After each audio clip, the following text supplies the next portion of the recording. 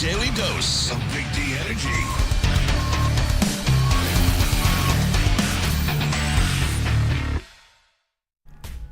Yo, yo, yo, what's going on, everybody? Welcome back to another episode of Big D Energy right here in the Woodward Sports Network. My name is Neal Ruhl. Yeah, there you go. That guy over there is not Darren McCarty. He is Sam Flannel. D-Mac had to step away from the show last minute to tend to a matter. So Sam Flannel heeded the call, and he is here, and we will get through this. We have Spencer Raxter as well. And now, something that I'm going to lean on the chat for here. And jump into that woodwardsports.com chat thread. Subscribe to the YouTube channel. Get in there. Get your thoughts, like Detroit Dabber was first in that says, "What up, Doe?" What up, Doe Dabber? Good to have you with us. Here's a question, Flannel. When he came to the network, he was new guy Kenny. Yes. And that was fair, right? Yeah, for a little while. For a little while, exactly.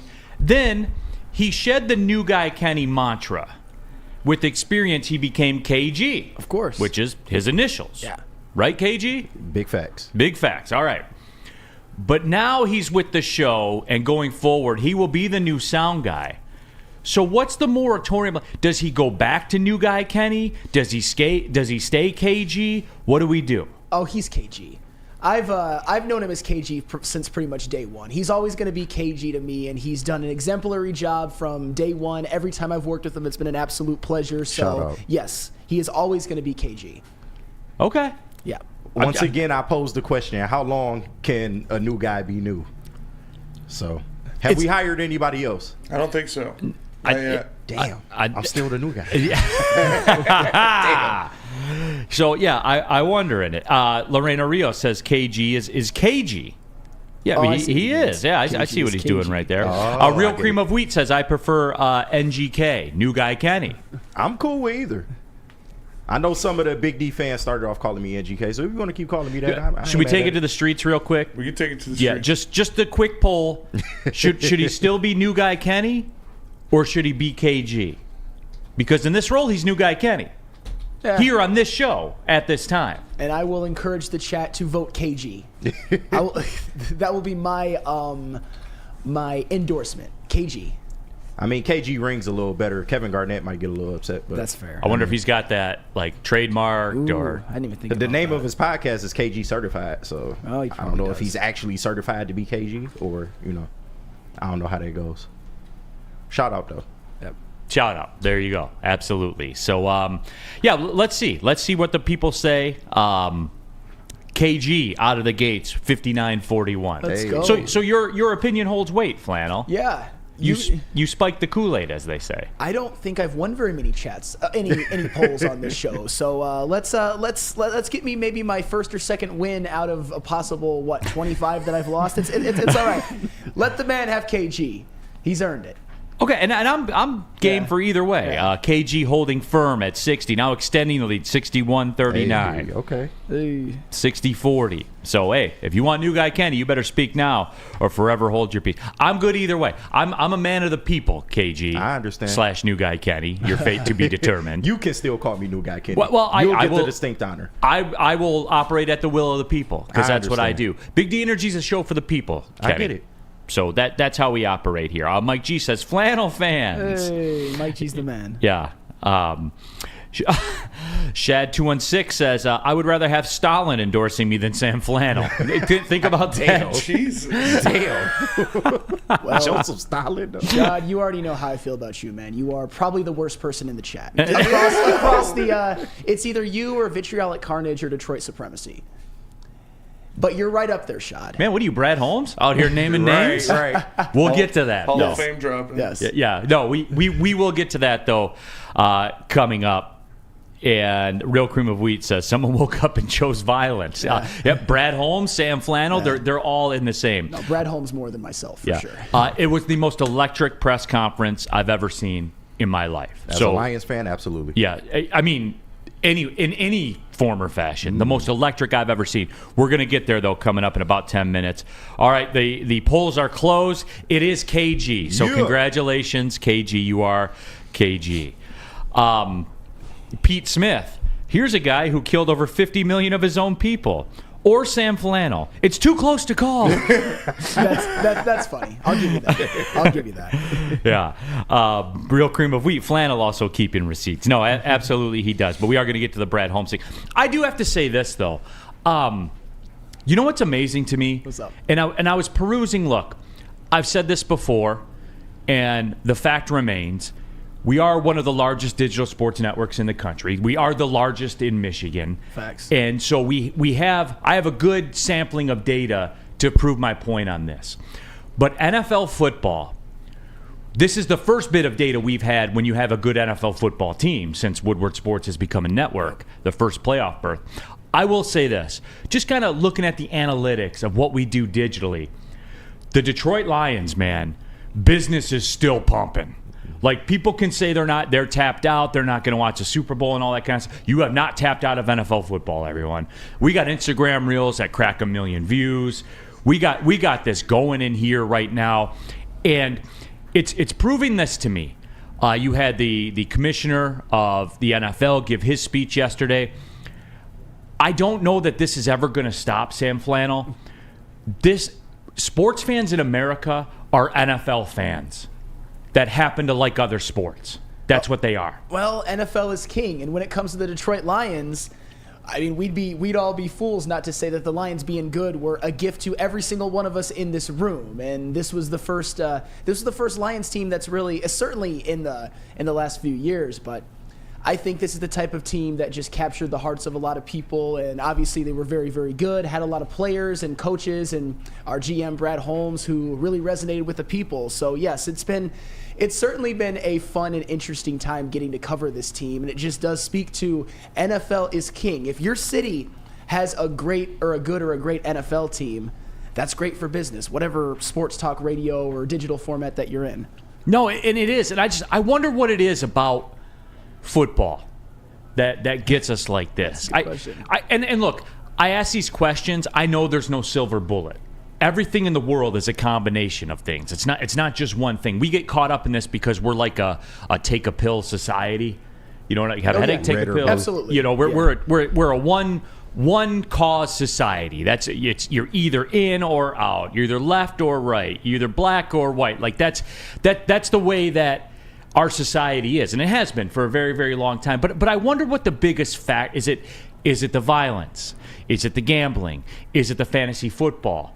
Is it that there's only 17 games, which I think is one of the bigger reasons. Like, I'm not asking you to rank them, but as far as like the biggest thing about, what is it about football, Flannel? I think that you covered it. I would say that number one would be there's only 17 games. Every game matters so much. Every single game is an event to some extent. I mean, NFL football, what is it? The number one ranked television show on how many different networks? Like 99 out of 100 of the Yes. top viewed programs Yes. in this country this year have to do with NFL like football. on Fox, CBS, NBC, all of that. But I would say it's probably more to the 17 games, although violence, sanctioned but like legal violence, where you can do things to people. America loves that. Oh, yeah. Yes, we do, Yeah, KG. that's certainly- And we don't care who it is. On our own people, in the Right. sports arena, a press group, it doesn't matter. We love violence. Yeah. No, in the fantasy football aspect, it's the fact that you don't have to play every single day. You don't have to update your lineups every single day. It's just every single week there's a new different event. And the fact that there's fantasy football, the fact that there's gambling, it means that fans are paying attention to games that otherwise they wouldn't care about. They'll have fans watching, I don't know, I'm trying to think of like two bad teams, but you know what I mean. Just Cardinals. Panthers Cardinals. Thank you so much. They'll have fans watching Panthers Cardinals just because they have Panthers +3 or something like that. So I think it all plays into it, but I think it all goes back to only 17 games. Every game matters so much. Every single fantasy week matters so much to players who especially play for money. All of these bets matter so much. There's so many games in the NBA, NHL, and MLB. It's just not as compelling as only having 17 of them. It's big facts. I think personally it's the parity, and it ties into fandom a little bit, but the NFL is a team or is a league of worst to first. Your team can be that team any given year. Look at the Lions, for example. I know they've kind of had a linear rise through this whole thing, but last year they didn't make the playoffs. This year they're in the NFC Championship game. So just the way the league can jump from one year to the next, I think that's what pulls people in. It's to the point now where you see that coming. Like Spencer and I, one of our great triumphs in season predictions. We'll get to people's predictions later, by the way. Houston Texans. You know, Spenny and I were on them. And, you know, there was a lot of reasons for that. They were hyper-aggressive in the draft. They went and got names that you knew. They're in a division with Trevor Lawrence, one of the most overrated figures in American sports. And, you know, it's all those things. I think that's a part of it. There's almost like a lottery aspect. I mean, granted, we never won the lottery up until... Came close. We came close, though. We absolutely one number off. Yeah, absolutely. Spenny, what is it about football to you? I do think it's a lot of the just aggressiveness, the violence, the stuff like that. Because you like to brawl in the streets of Royal Oak at 1:30 a.m. I wouldn't say I like to do that. But you do it. But if you try me, I'm there. You know, so I wouldn't say that I like it, but I'm about it. Yeah. If you got a problem, if you jump on my boy in the street, I'm gonna give my boys back. But I do think it's on top of the violence and stuff like that, the quick hitting aspect of NFL football, where these plays happen so fast and then there's a break. So you don't have to be as locked in like in hockey. You know, you have to be watching it all the time, because hockey, anything can happen at any moment. It's such a fast-paced game and it's constantly moving. While in the NFL, there is a set time period where things happen. Like, you know, during the play, something's going to happen, and then you have time where you can look away, you can check your phone, stuff like that. So I think that's what it is for less hardcore fans, is it's not something you have to be completely dialed into 24/7. Interesting. I was curious about it, because, like, Goodell was holding court, and they were hitting him, and I was like, man, the electricity there on a Monday of Super Bowl week. Yeah. And I honestly think, KG, what you said about parity, because I was thinking about it as you were talking. In the NBA, for example, if you're a fan of, say, the New York Knicks or the Cleveland Cavaliers, or hell, even the Sacramento Kings, those are objectively good teams in the NBA. But even those teams, I don't even know if their fans think that they're going to win a championship, if they're going to be able to get through, if in the West they're going to be able to get through Jokic or even the Clippers or anything like that, or in the East. Or Anthony Davis. Hey, that's... You definitely got to worry about him. But think about it just even a few years ago, when you had those great Warriors teams. Even if you're, I would say, and I don't know how much of an overlap there was, if you're the Donovan Mitchell, Rudy Gobert, Utah Jazz teams, those were some good teams. They never really seemed like championship contenders. Even you never took it serious. You never took it seriously. Even to some extent, I think you could say that, even though they were close, like the Paul George, Roy Hibbert Pacers teams. You knew that they were really good teams. Roy Hibbert. Man. He was really good for a couple years, but they took the Heat to 7, the LeBron James Heat to 7, I think once. But you still never thought they were championship contenders, like some of those old Celtics teams as well, those old Bucks teams that before they actually won one. There's just, in the NFL, almost every single fan base, I'm not saying every single fan base, but you can wake up and start the season and think, man, we can actually do this. I mean, we talk about it because obviously the Lions have made such a rapid improvement. They weren't in the playoffs the year before, and then they go to no playoffs to a 17-point lead at halftime in the NFC Championship game. The Houston Texans go from number 1 overall pick in the draft to winning a playoff game.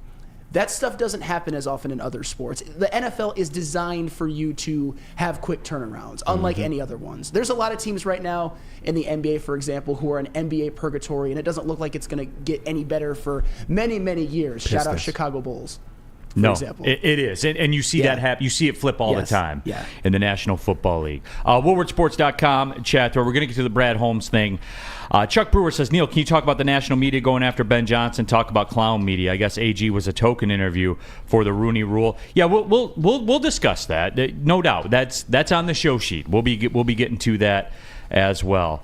But yeah, let's do all of it. And Robert Colosi, I do need more information on this. Fun fact, I'm going back and watching Flannel go nuclear this morning. I'm intrigued how, and we'll even give him a thumbs up. Oh, thank What'd you. I miss? Oh, we just had a little discussion. about. You sound broken. No, I'm not broken. I'm just. It was pretty exhausting, but it was good content. KG, you were there. Listen, I always say this. There's two things that can rile Sam Flannel up, and that's J-Mo and CJ Gardner-Johnson. Today was the latter. CJ Gardner-Johnson was the topic of discussion. Should you re-sign him? Should you not? Sam has his reasons, respectfully, and he stands on business. He has stats to back it up, so I'm not mad at him. But I'm in the camp of you should keep him at the right price. In parentheses, at the right price. So yeah, what do you sit on that, Neal? What's pause? I'll tell you. I'll tell you after Flannel tells you about Lady Jane's. Come to Lady Jane's Haircuts for Men for an award-winning haircut experience. Register to win a trip of your dreams and all expenses paid suite for the 2024 NCAA tournament. That's right, no expense spared for you and 5 of your best buds. Lady Jane's Haircuts for Men open 7 days a week. Walk in anytime. It's wicked awesome. Love Woodward Sports? Love wearing clothes? Then you should be wearing Woodward Sports clothes. Check out our full line of merch at woodwardsports.com. Just click on shop. We have all your favorite designs, like Dan Campbell kneecaps, Woodward Golf, and of course, our own logoed out merchandise. Men, women, infants, kids all love Woodward Sports. Impress your friends. Impress your boss. Impress your dog. Buy Woodward Sports merch today.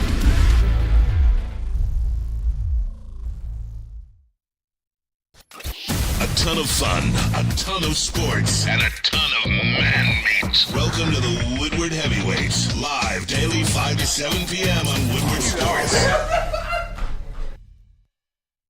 Come to any Lady Jane's Haircuts for Men for an award-winning haircut experience from one of our talented stylists and register for a once-in-a-lifetime opportunity to win an all-expenses-paid suite for the 2024 NCAA tournament for you and 5 of your best buds. That's right, college basketball's most elite event. You and your 5 best friends just get to any Lady Jane's today for an award-winning haircut experience and automatically register to win the trip of your dreams. Lady Jane's Haircuts for Men open 7 days a week. Walk in anytime. Lady Jane's, it's wicked awesome.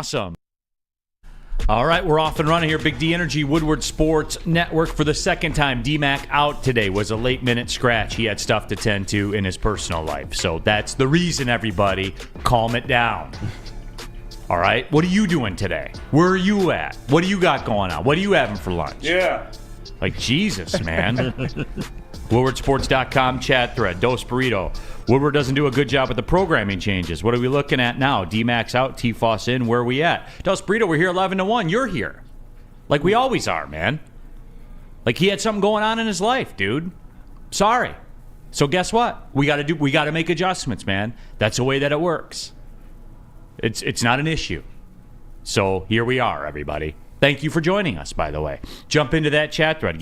Talk about whatever you want to talk about. I'll address it, guys, because there's accountability in this world. Ryan's reaction says other sports are too surface level. All levels of expertise enjoy football. NFL is like TikTok, a succession of short, explosive clips. And yes, Ryan, that's what I've noticed with sports itself. Like explosive viewership gains in college softball. Why? The game's cooked. They're over in an hour and 40 minutes. Yeah. And they're over. Yep. That's why soccer is on the come up. Yep. It's over in 90 minutes plus halftime. No matter what. It's over. And women's college softball, low-key, is pretty exciting, especially as it gets down to the Women's College World Series. It's pretty fun to watch. And here's the thing, too. And I'm not trying to be this person because because obviously baseball is better than softball, but especially I disagree with that. Well, but like I was just gonna say, I know there was an era where it just seemed like these games would all last like 3 hours and 45 minutes, and if it went to extras, you'd have to spend an entire day watching these college baseball games. Even now, College World Series games take forever. Yes. Women's College World Series games is just over, like you said, in an hour 45. An hour 45. So, yes, women's college softball. It's not my favorite sport or anything, but you should tune into the Women's College World Series at least once or twice. It's compelling stuff. All right, but hey, I did want to talk about this. Brad Holmes addressed the media, and there was one cut in particular that I loved, and there's a ton of different angles to take on this. I've heard some people in the media. This is going to be risky for me. I'm not going to lie. When you guys hear this take, it's going to be risky for me to do. But you know what? Whatever, man. But I want you guys to hear it too. For those of you that missed this, Brad Holmes gave the ultimate hardcore press conference yesterday. And in particular, Brad Holmes keeps receipts. We're looking for in Detroit lines. No, you asked. No, you want us to pick quarterback. Not but regardless. Can you speak to just some of the challenges that come with where you're at this point? It's different than when you took over, right? Like you do have to pay some guys. You do have to, you're picking later in the draft. So how does that? I know you still have the plan, right? But how does that make things different in terms of how you approach? It's going to be the same exact process. It's going to be the same exact plan. We're going to be very strategic, very selective. We're going to look for the same type of players. Again, it doesn't need to be. I know I referenced, when we've had, multiple ones, and so now we're picking later back. Actually, that's exciting for me. That's like, man, it's kind of back to I think 21 draft. The other reason why I love that draft is like there was like no combine.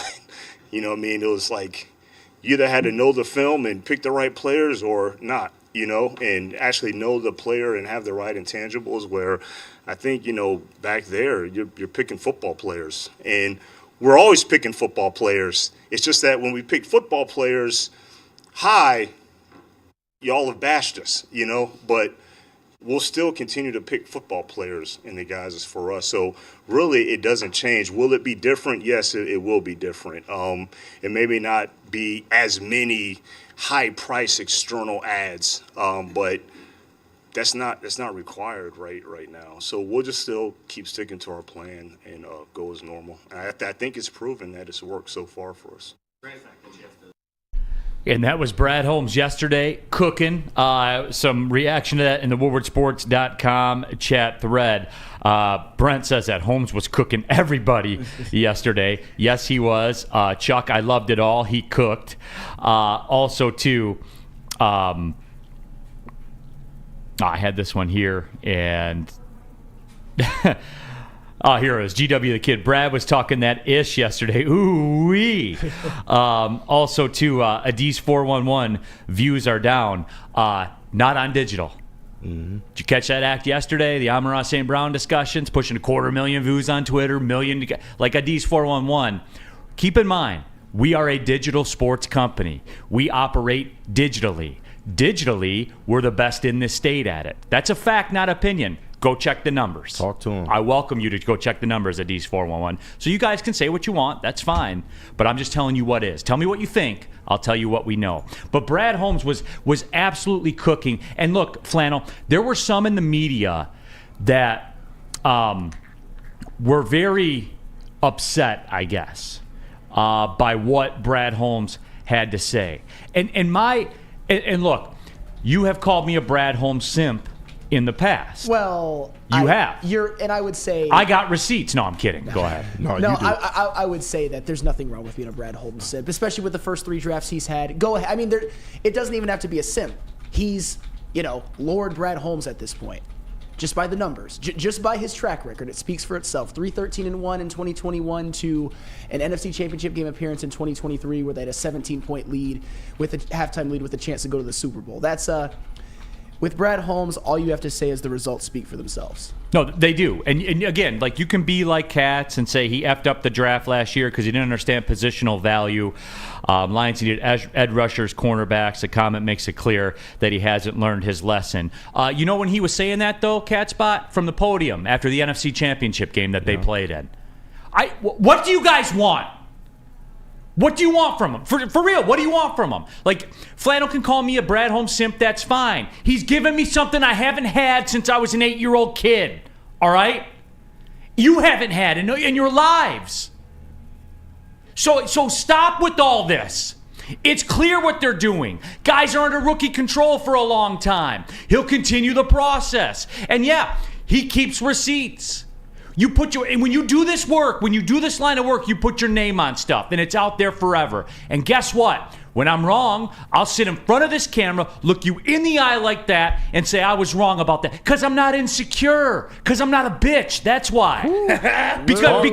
Because when I do this, I put time into it. All right? And I don't do this the way some people do this in this town, where they have a position, then they flip that position, then they flip back the position. I do this, I come out here, I stand on business. And you guys hold me accountable. You guys do. You guys pull receipts on that, and guess what? I'm cool with it. I'm fine with it because I said it, so I stand on it. Like, that's the thing. Like, for the people that are critical of Brad Holmes coming out there and naming people by name, why? Why is it okay for you to not be held accountable, but we all have to be? Why? He has to be.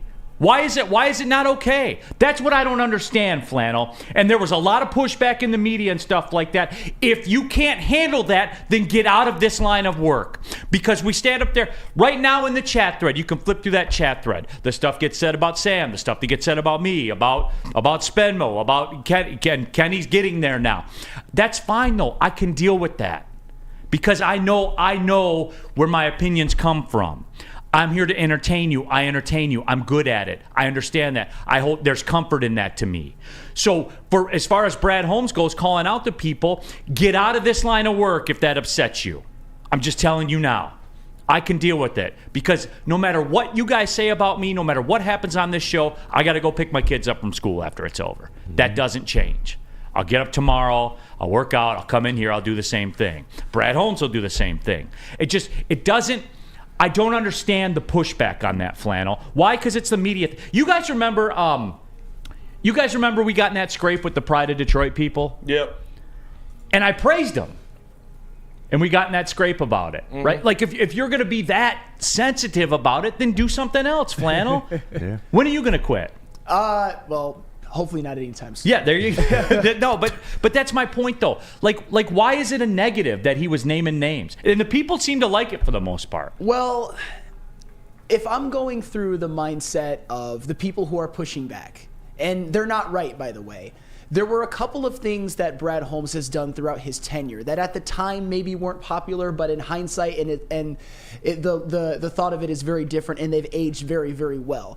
I always thought with Brad Holmes, when it comes to their very first round picks in both 2021 and 2022, you can argue that they were, I would say, they fell into his lap. You still have to make the Penei Sewell pick, although he was a steal. He fell to them. You still had to make the Aiden Hutchinson pick, but he was supposed to go at number 1, and Brad Holmes obviously scooped him up at number 2. The one thing, though, is the 2023 draft, because Jahmyr Gibbs, the Lions passing on Jalen Carter and trading back for Jahmyr Gibbs, that's not something that was immediately popular, even amongst myself, you, me, Spencer. Yeah. I'm not going to speak for you, KG, because you weren't here at the time, but those were things that weren't popular. That was something where it's like he's passing on a position of need to get a running back in the first round. Obviously, he traded back and was compensated for it, but it landed that way, but it ended up working.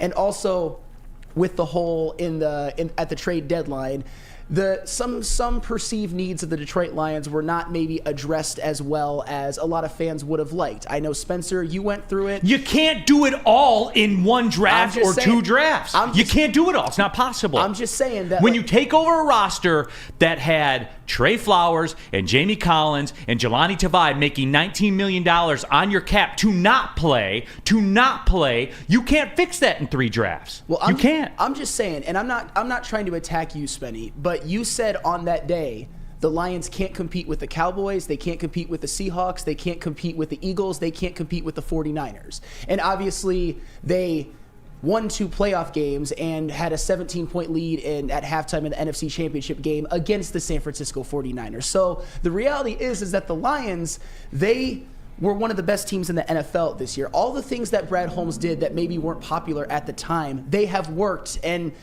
what more can you really ask for them at this point? The Lions were, I would say, ahead of schedule, but even so, they were ahead of schedule, but I also think they've accrued a lot more elite talent in this small stretch than even we would have asked for. I mean, they had 4 All-Pros on their offense. Yeah, that's absolutely unbelievable. I got a little emotional and overreacted at the trade deadline for sure. I will admit that. Would I have liked to have another edge rusher in that game against the 49ers? I agree with that. Yes, I would have. I thought that would have probably made a difference, but I'm not going to do that again. He's shown he's a guy who's built this team. He drafts All-Pros every year. He drafts Pro Bowlers every year, and he puts a team together that's going to be one of the 4 best teams in football. So I can't be angry at it. I wasn't trying to rehash that or attack you or anything like that. I was just giving an example of things at the time that weren't super popular. I know Easy didn't like it either. I know I had some questions about inactivity or perceived inactivity, but the reality is for anybody who pushed back at those things,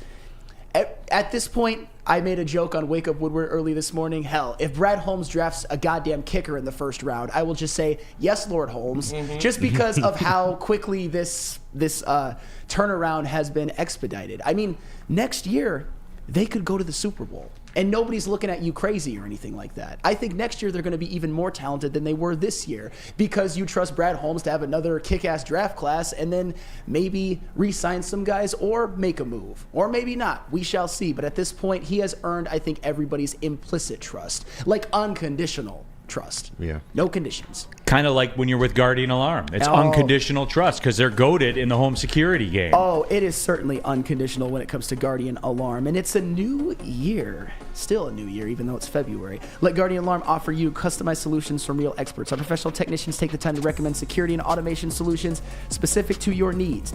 24/7 professional monitoring. Call us anytime, day or night, and know that a Guardian team member will stay on the phone as long as needed. Technology backed by people. Your safety and security deserves technology that's been proven to work and people have been proven to care. Call 1-800-STAY-OUT. That's 1-800-STAY-OUT. Guardian Alarm, your local security experts.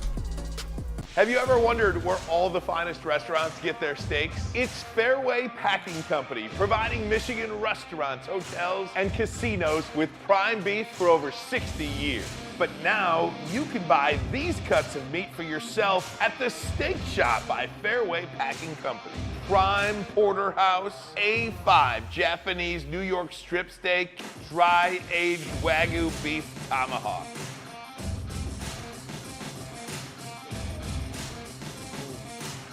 Delicious. Get to the Steak Shop today. Enjoy fine wine, have a private party, and get the finest cuts of meat anywhere. The Steak Shop on Mack Avenue in Grosse Pointe Woods, or order online, fairwaypacking.com.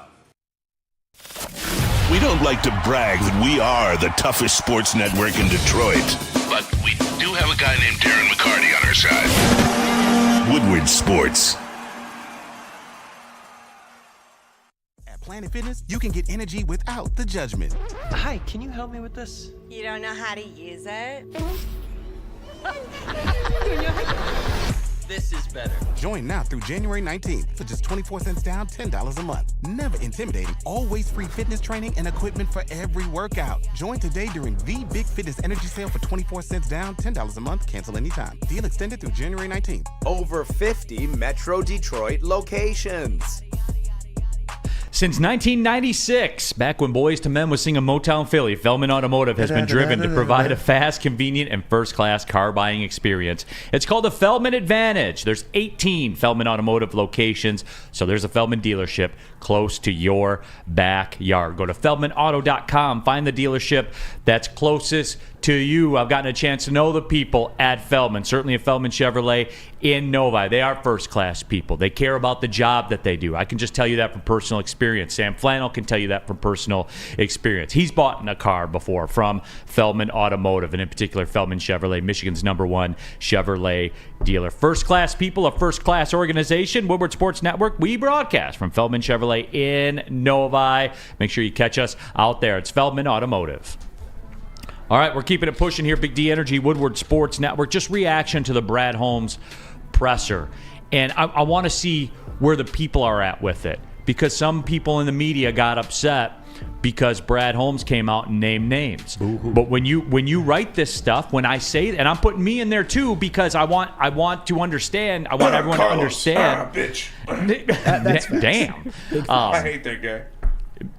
Okay. But I want people to understand that's what comes with this job. When you're highly visible, that's what comes with this job. When you make mistakes, you will be held accountable. And the NFL is the ultimate accountability league. When you do not perform, you are gone. Period. End of story. Yeah, and everybody's lying a little bit if they were to tell themselves that when you are right and you get questioned about it, but you end up being proven comically right instead of comically wrong, you're going to let people know about it. I mean, Brad Holmes has about as close to a 100% hit rate when it comes to drafts as you can possibly have, but you'll still have some people say, the Levi Onwuzurike pick wasn't great, or the Josh Paschal pick is kind of meh, or the Broderick Martin pick is kind of But Paschal had a sack in the NFC Championship game? Yeah, I mean, Paschal was. I mean, I'm not saying Pascal's terrible or anything like that, right. But Levi Onwuzurike and Broderick Martin are better examples. Those weren't the best of picks, but it doesn't matter. You're not going to get 100%, but Brad Holmes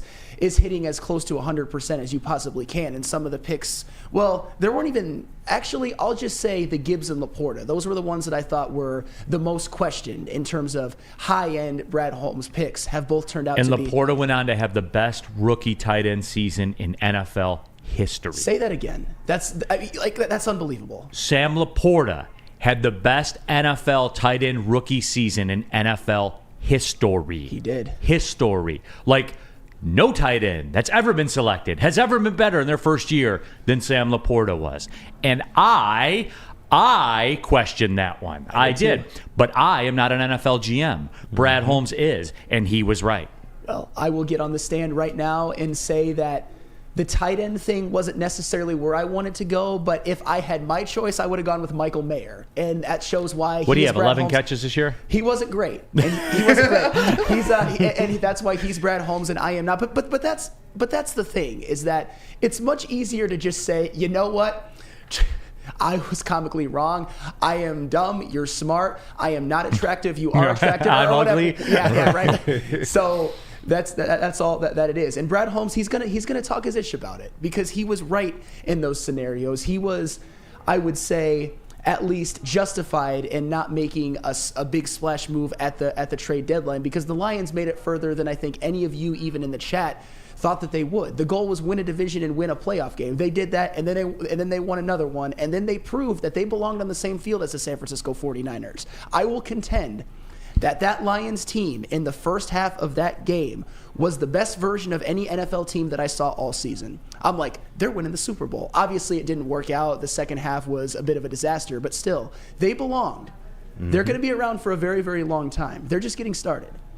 Dom Rivera, 88. I guess it's receipt season. 6th-round pick from Brad Holmes, got an interception in the NFC Championship game. The same guy that Flannel called trash last year. I had some, I would say, pushback when it comes to Malcolm Rodriguez. He obviously didn't have the year that he had as a rookie. He lost. Nor a lot did of he playing get the time. usage. That's fine. But yeah, it's so funny because when I thought that the Lions were going to win that game, I was about to do like an entire Flannel apology tour, and Malcolm Rodriguez was going to be a part of it, but the Lions ended up losing. And for the record, I'm not a hater on Malcolm Rodriguez or anything like that. I think what Malcolm Rodriguez is becoming, and this isn't going to be, this might not be well received, but this is what I believe. I believe as a rookie, he was just a really damn good rookie. What I think he is now is just kind of a role player who is a very valuable 6th-round pick. Right, which is how this league is. Like, I know we get caught up in the Lagoda stuff and everything like that, and the Jahmyr Gibbs stuff, but you win in this league, and I go back to this, and I've said this 100 times on this show. When you look at the 49ers through the years, it really struck me when they played in the Super Bowl against Baltimore. I was doing a talk show back then, and I just went through their roster because I was comparing it to the Lions. And why are the 49ers different than the Lions? When you went up and down their roster, 49ers 3rd-round pick, 4th-round pick, 6th-round pick, offensive lineman 6th-round pick, tight end 3rd-round pick, whatever Kittle. Like, you went up and down this roster, and it was all 49ers draft picks. Yeah. Because that's how you win in this league. And that's why, and we're getting into this now, as a matter of fact, because I see people talking about it. Stotan coach says, but those 3 picks are why I hope he gets a free agent D-line guy, draft the rest.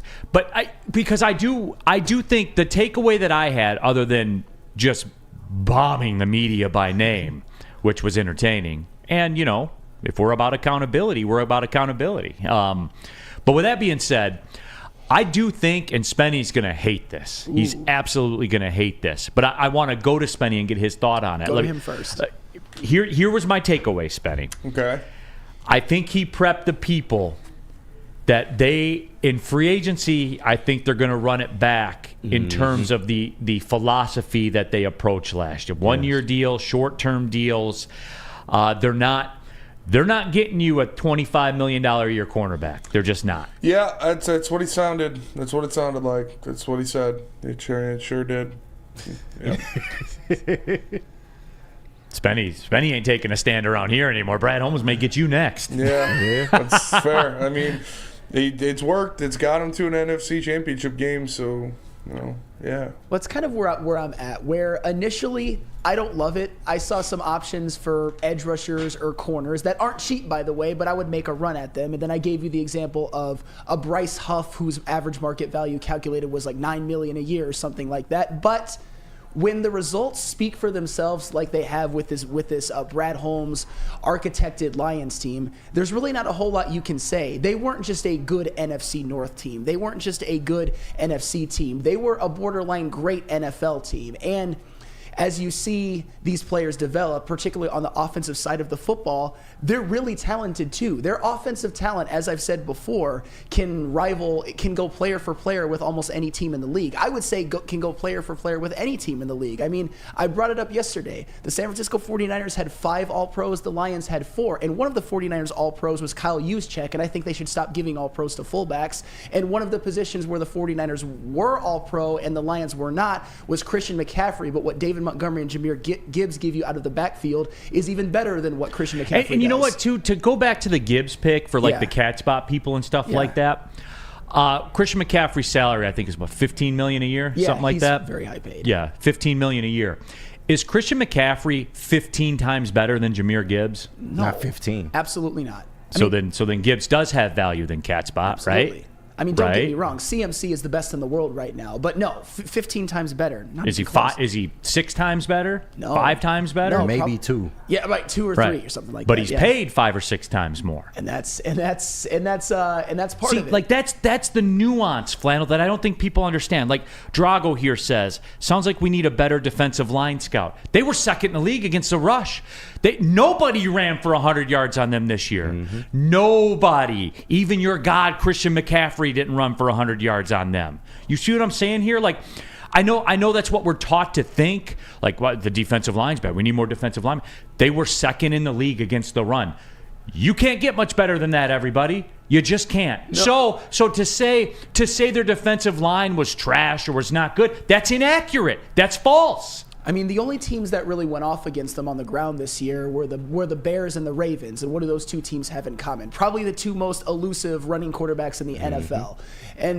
But when it came to, I mean, an entire season of a sample size being the second best run defense in the NFL, that is, for what they were last year, it's nothing short of a miracle. They went from 4th worst to 2nd best. And I personally don't think that they have the talent in the personnel of what you'd think the 2nd best run defense in the league was. Yeah. But that's what the numbers say. And no running back really went off. I mean, Christian McCaffrey did have a damn good second half against the Lions, but he didn't have 100 yards. Actually, the only player this year to have 100 yards rushing against the Lions, it was Justin Fields. I think it was Justin Fields in the game at Ford Field that the Lions won. But no running backs went off. Almost every single good running back that they played, i.e. Bijan Robinson or Kenneth Walker or Isaiah Pacheco, underperformed what their season output was, at least on a per game basis. Real cream of wheat. There's a clear deficiency in talent. If you can't see that, I can't help you, Neal. Real cream of wheat.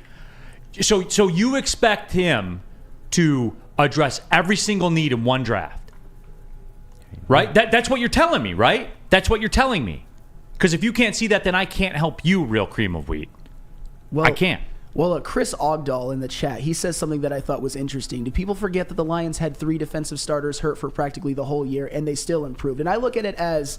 And that's part of it, because their defense did get better, although in some areas they weren't great. But it was certainly good enough for what they were wanted to accomplish this year. I mean, you played pretty much the whole year, and for real the whole year, without Emmanuel Mosley, who's probably, at least when he's healthy, the most talented corner on that team. I think he would have really helped. And then you played, for all intents and purposes, the whole season without James Houston.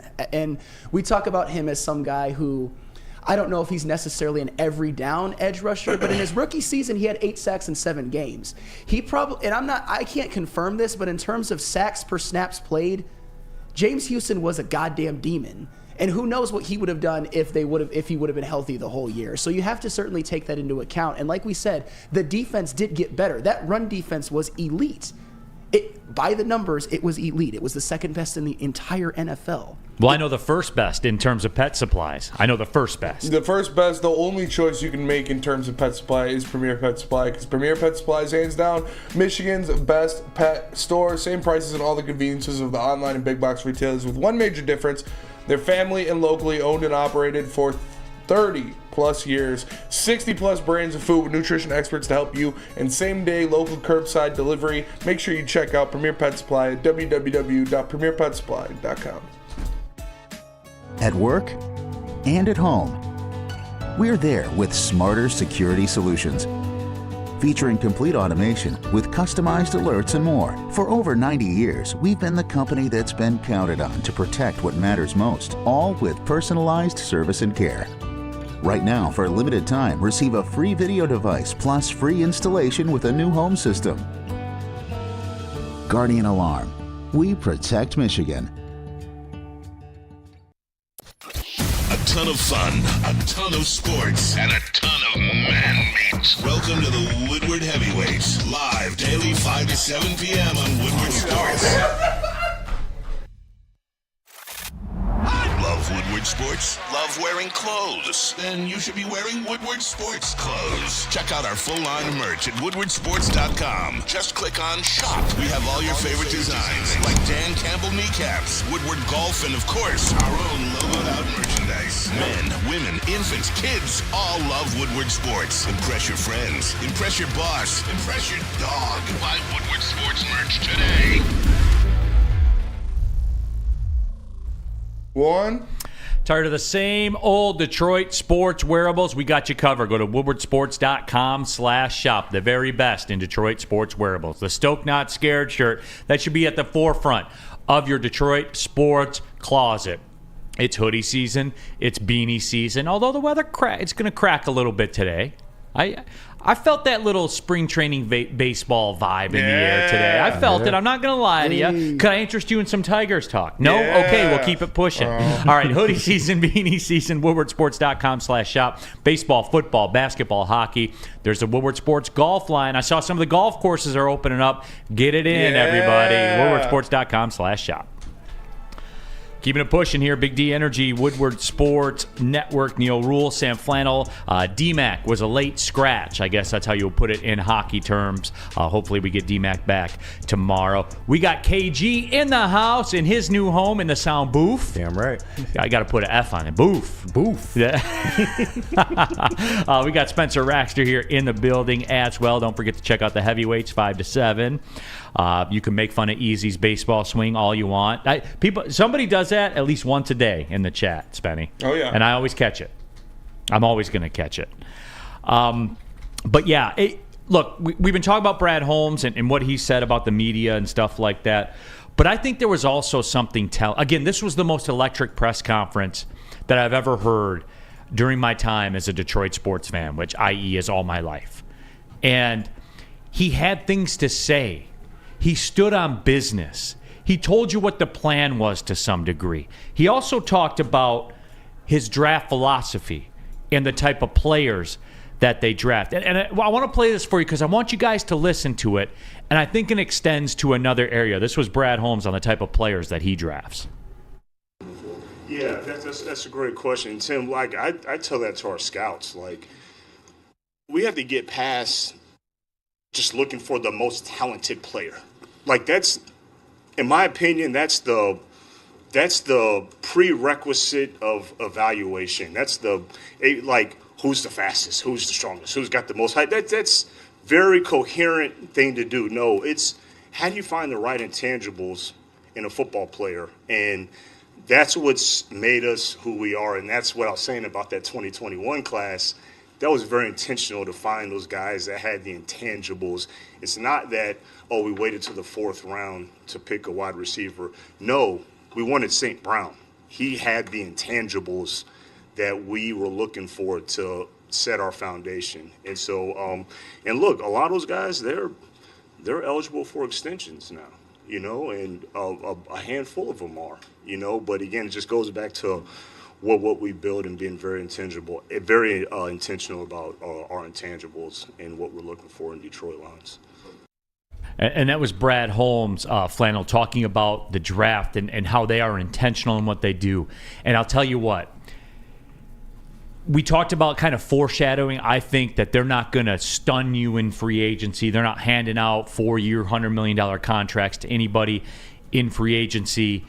But Flannel, it's not like the Tigers, who are not doing it because they don't want to do it because they don't want to cut the check. Cheap. I didn't say that. That was KG that said that. They just don't want to. You fill in the reason why. The Lions, on the other hand, Flannel, and I think we saw this in free agency last year. I think we'll see it in free agency this year. Certainly we've seen it in the draft as well.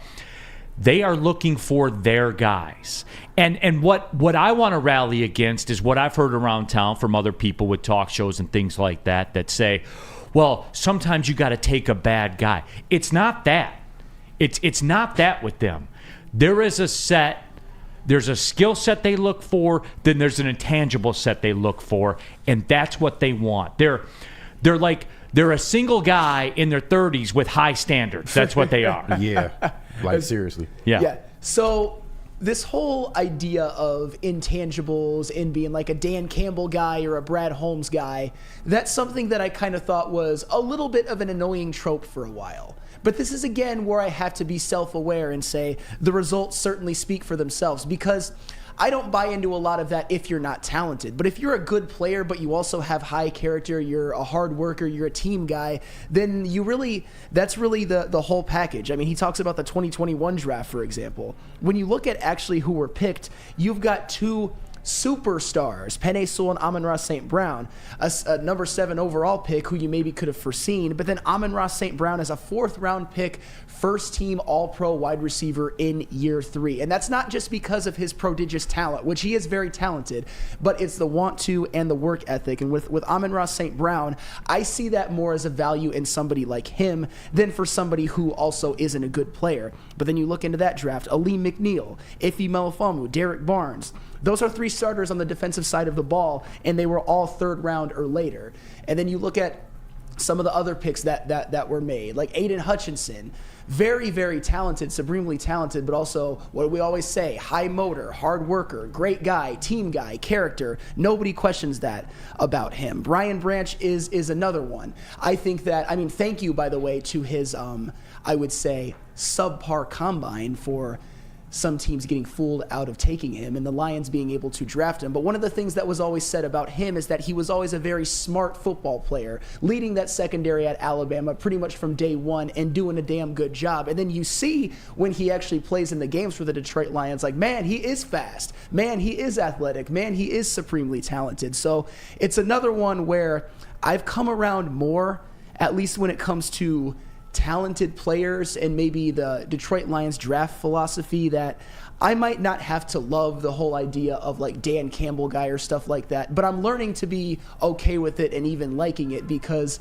the results speak for themselves. As I said before, this 3rd draft, and if you even want to include the free agency period in which they got Graham Glasgow and David Montgomery for cheap, which were 2 objectively excellent free agency signings, you no longer should be allowed to question him. And I get it, I'm a free speech absolutist and all that. You can at your own peril, but like we always say, and I hate to use this default, 2021, 3-13-1, 2023, division winner, 2 playoff wins, 17-point halftime lead in the NFC Championship game with a chance to go to the Super Bowl at the mighty 49ers. Yep.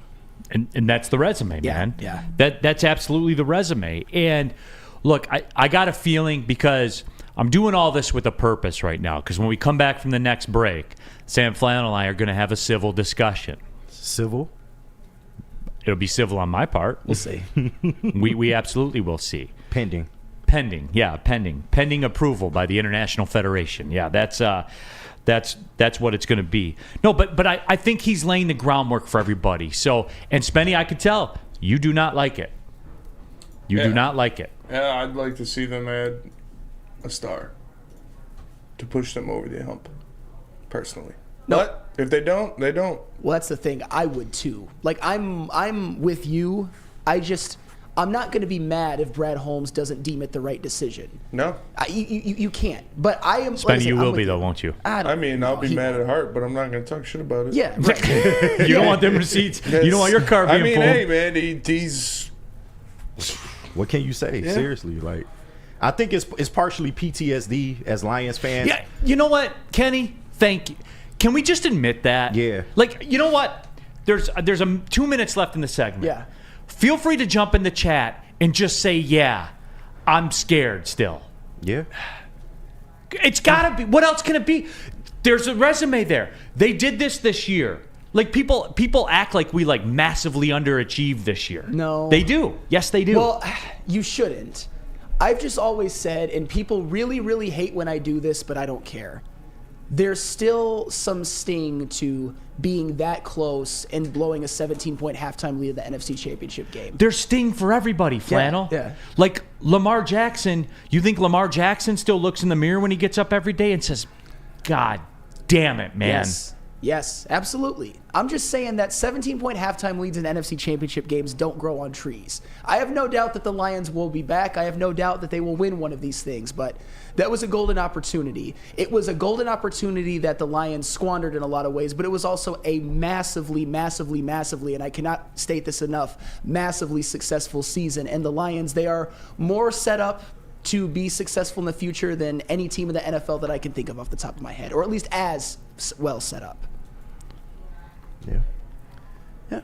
But you still feel like they underachieved, don't you? No, they didn't underachieve. That's ridiculous. They left something on the table. They didn't That's underachieve. Well, I mean, anyone that loses left something on the table. No, but there's a difference between losing and having a 17-point lead at halftime and losing. Yeah. Right, but again, did you think you were walking in there and winning that game by 24 points? No, but when you're in the midst of it, thoughts change. I did not think they were going to win that game. I thought they were going to lose that game, but when you have a 17-point lead at halftime, you win that game. Yeah, but you know a swing's coming. Wait a minute. You know a swing is coming. Yeah, but you do. You don't give up the whole game. Though. That's what You I'm know saying. a swing is coming in the game, You expect Kenny. to swing back, but when you're don't- playing on the road at the number one team, you expect a swing. There's Don't a expect to swing, collapse. and then there's 27 unanswered points. Yeah. Well, yeah, Which is but, unacceptable. That's a collapse. but the That's a snowball choke. rolls downhill, man. Yeah. The snowball rolls I get it. downhill. I get it. And then you get that one break. They got that one break where the ball bounced off the face mask and went to a. They got that break, and then that was the gasoline on the fire. It was like. When you go to these games and you see it, especially when you're on the road, man, especially when you're on the road, especially at the number one seed, it was gonna happen. There was no doubt. Like the live line at halftime was still 7.5. No, I understand. You know what I'm saying? Like people knew. People knew it was coming. But I think the point that we're all trying to articulate isn't that we thought that it was just going to be easy and they were going to win the game by 30 or something like that. It's that the Lions have to hold that lead. Mm-hmm. You can withstand a little bit of a storm. So that's what it is. Then it's still the residue from the 49ers game. Yes. Okay. All right. It's a a breakthrough. little bit of that, but it's also past history too. Because in other regimes where they didn't go after big players, it was kind of on purpose, you know. And then, you know, we will always say, "Oh, they just want choir boys." In this case, it's like he said, it's intentional. Like he has a plan. A lot of people may not like the plan, but if you stick to the plan, you see it works. So, and I think it's just a little bit of that left over from like past regimes where we wouldn't go after the big name players because we're Lions fans. We always want the big name. We never get the big name. So I think it is. Which goes into my point, KG. Like they're doing it the way we've proven we liked it around here, right? Like they're essentially the going to work Lions. They are, right? We want the flashy names, though. Like, yes, we have built success off of teams of that nature, but we want superstars. And every other team seems to have superstars but us. You know, so it's a little bit of that, too. They're giving you the going to work Lions. I'm cool with that. But a Are lot you? of people... Are you, KG? You don't seem to be. In my heart of hearts, yes. Now, would I like them to go get a premier name like a Justin Matabuke and pay him? Absolutely. You have the money to do so. It won't really hinder you if you do. Why wouldn't you? But I'm not opposed to a different method of building. You know, it's worked. I can't say shit if it works. That's just and so far the it's nuts and worked. bolts. So, yeah. And so far it's worked. All right.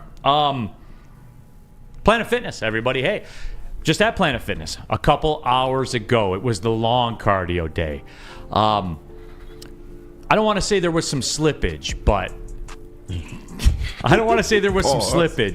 there was an attitude today. So we knocked out 8 miles this morning. Nice. We did it. We were on there and we were going to suffer, and that's the way that it was. But I could do that because Planet Fitness has an army of treadmills, an army of weight equipment. Spenny, what do you want today? Shoulders. Shoulder day. So Spenny's going to be over there in the weights, clanging those things around. The 30-minute circuit. All of it is there for you at Planet Fitness. I'll never be a member at another gym. Never. Because Planet Fitness, been there 3 years, I'll never leave there. I love Planet Fitness. It's the gym for me. I believe it's the gym for you. If you had that New Year's resolution, you haven't followed through on it, planetfitness.com. Go get it in, guys. You got to go do it. All right? The gym's great and everything, but you got to go do it. Go to planetfitness.com, pull in the parking lot. You can join there as well. It's Planet Fitness, where your fitness is essential. Savor the heart of home at Big Boy with our all-new down-home comfort dishes. Feast on home-style goodness with our Southern Comfort Chicken Bowl, veal parmigiana, and apple pie hotcakes. The down-home delight doesn't stop there. Potato pancakes are back. Dive into the richness of our perfectly crafted potatoes with our classic potato pancakes and our stuffed potato pancakes. Top off your meal with our new gingerbread shake, a seamless blend of creamy vanilla and sweet gingerbread flavors. Nothing beats the comforting taste of down-home cooking. Enjoy every bite, only at Big Boy. We don't like to brag that we are the toughest sports network in Detroit, but we do have a guy named Darren McCarty on our side. Woodward Sports. Come to any Lady Jane's Haircuts for Men for an award-winning haircut experience from one of our talented stylists and register for a once-in-a-lifetime opportunity to win an all-expenses-paid suite for the 2024 NCAA tournament for you and 5 of your best buds. That's right, college basketball's most elite event. You and your 5 best friends just get to any Lady Jane's today for an award-winning haircut experience and automatically register to win the trip of your dreams. Lady Jane's Haircuts for Men, open 7 days a week. Walk in anytime. Lady Jane's, it's wicked awesome. For over 60 years, Fairway Packing Company has provided Michigan's best restaurants, hotels, and casinos with the very best in terms of the prime beef, the dry-aged beef, the Wagyu beef. Let me sum this up for you. If you've had a great steak dinner anywhere in this town, the steaks probably came from Fairway Packing Company. Guess what? You can do it on your own grill at home. Today's a grill day. Yesterday was a grill day. Every day is a grill day. And if you're serious about grilling, fairwaypacking.com. Go to the Grab and Go Steak Shop in Grosse Pointe Woods. The very best steaks that money can buy. Stop buying your steaks at a grocery store. You think you're serious about it, right? Go cook the best meat. That's Fairway Packing Company. I don't know what else to tell you. Steaks are incredible. Everyone thinks they're serious on the grill. Your grilling's only as good as the meat that you're grilling, big bro. Facts. That's it. So stop playing around. All right, second hour of the show, Big D Energy, Sam Flannel stepping up, filling in last minute for D-Mac, but a personal issue to tend to today. We got KG in the house, as voted on by the fans. Not new guy Kenny, but in fact KG. Spencer Raxter as well, and all of you in the WoodwardSports.com chat thread, jump in there. Get your thoughts out there. We're talking a lot of Detroit Lions. There is some Pistons discussion I want to get into. All right. All right? It's time for you guys to cut the shit and come clean. I'm going to lay it out there for you, and I want your reaction. Spenny's good. So I'm going to lean heavily on Spenny in this segment as well. You still a basketball guy. Every time I text you, Spenny, you're watching. Yeah. You're still watching, aren't you? Yes. I'm not proud of it, but I'm still watching. Yes, I am. I know. You're Unfortunately. in. You're all the way in. You're never not going to watch. No. Somebody got to support this shit. We'll get there, though, everybody. All right, the time has come. I've set this segment up with multiple segments before it. I've told you how I believe this is going to go down with Brad Holmes. I think Brad Holmes has broken down how this is going to go for Brad Holmes. Everything they do is intentional. Everything they do in the draft is intentional. I think what they do in free agency is intentional as well. And this may break you one more time, Sam Flannel, but I don't care.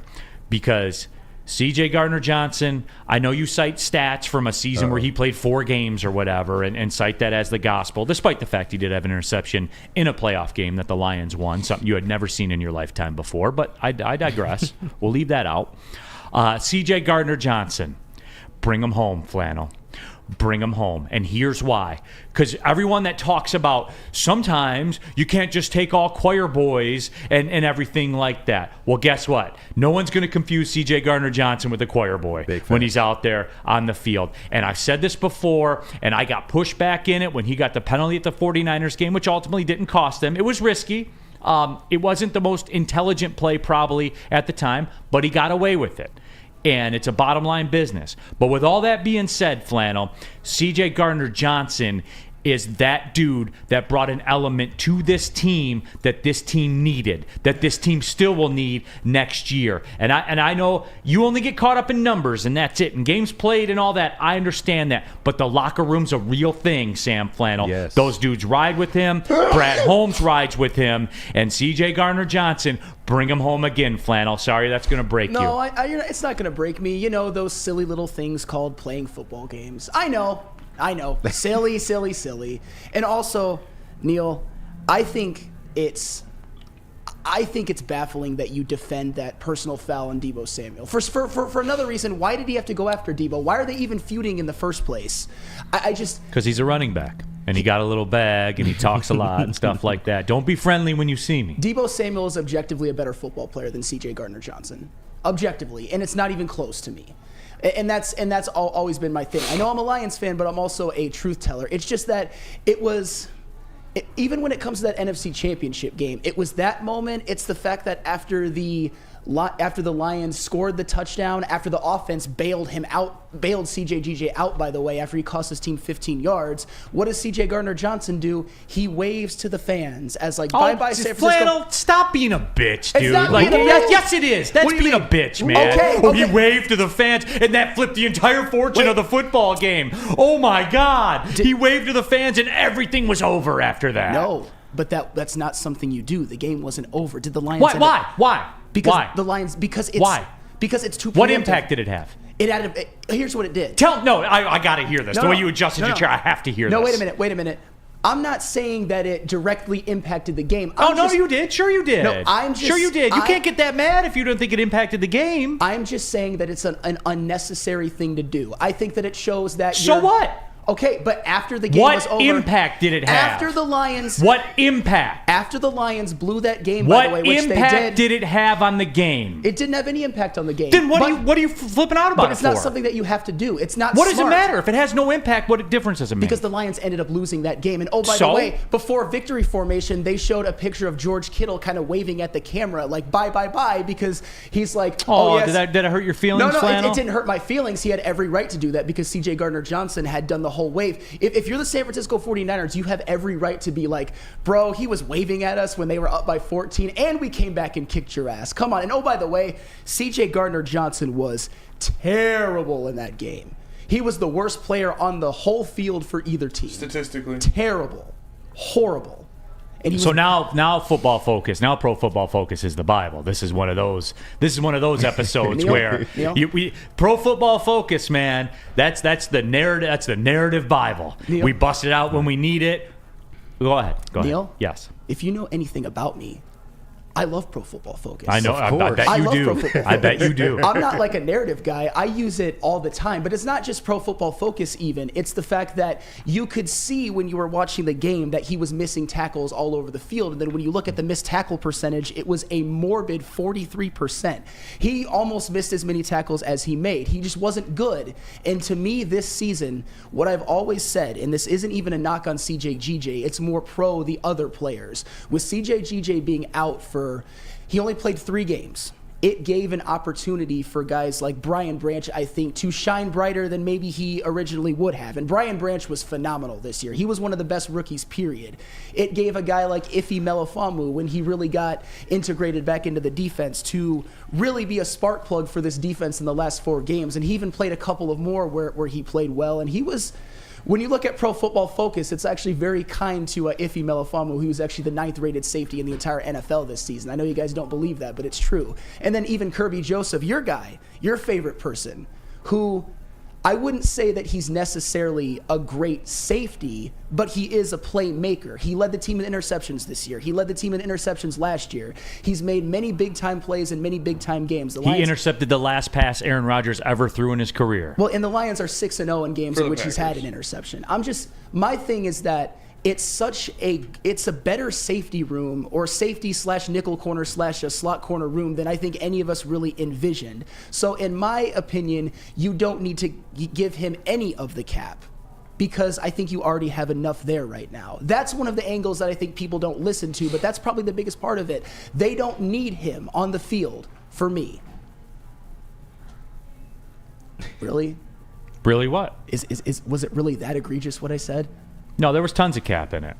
Tons of cap. Because again, Flannel, you've historically proven this point. You go back, he played 3 games, right? Yes. That's what you said? He played 3 games this year, right? Yes. The 3 biggest games.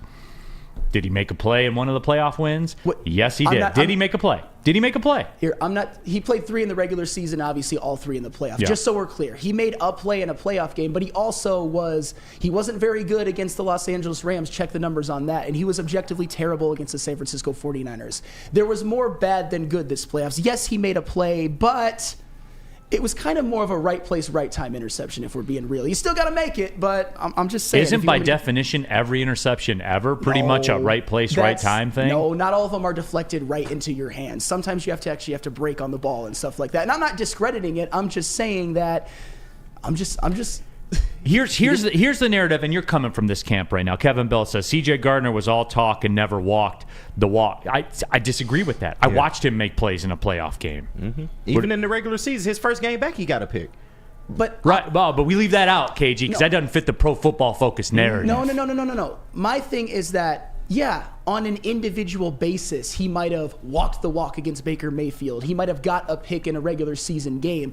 But on a macro level, I think he made more headlines unnecessarily off the field than he did plays on the field. Because whether you guys believe this or not, I know a lot of people want to talk about locker room. And KG, we've had arguments about it a lot. You still have to play the games. I don't want anybody on the team who's just going to be a locker room guy. And I get it. Presumably, C.J. Gardner-Johnson isn't going to have another injury which keeps him out for the majority of the season. I'm just saying that I don't think he deserves a lot of credit for what the team accomplished this year when, oh, by the way, the Lions were 10-4 in games in which he didn't play. They would have made the playoffs. I think they would have been in the exact same position that they ended up in without him. And you can't convince me otherwise. Sam, I would totally agree with you if our safety room wasn't so young. Like, if these were a group of veterans, then I would totally agree. He has no effect whatsoever in the locker room. But you can't measure like the type of experience and everything that he brings to those young guys. They've never been in this situation before.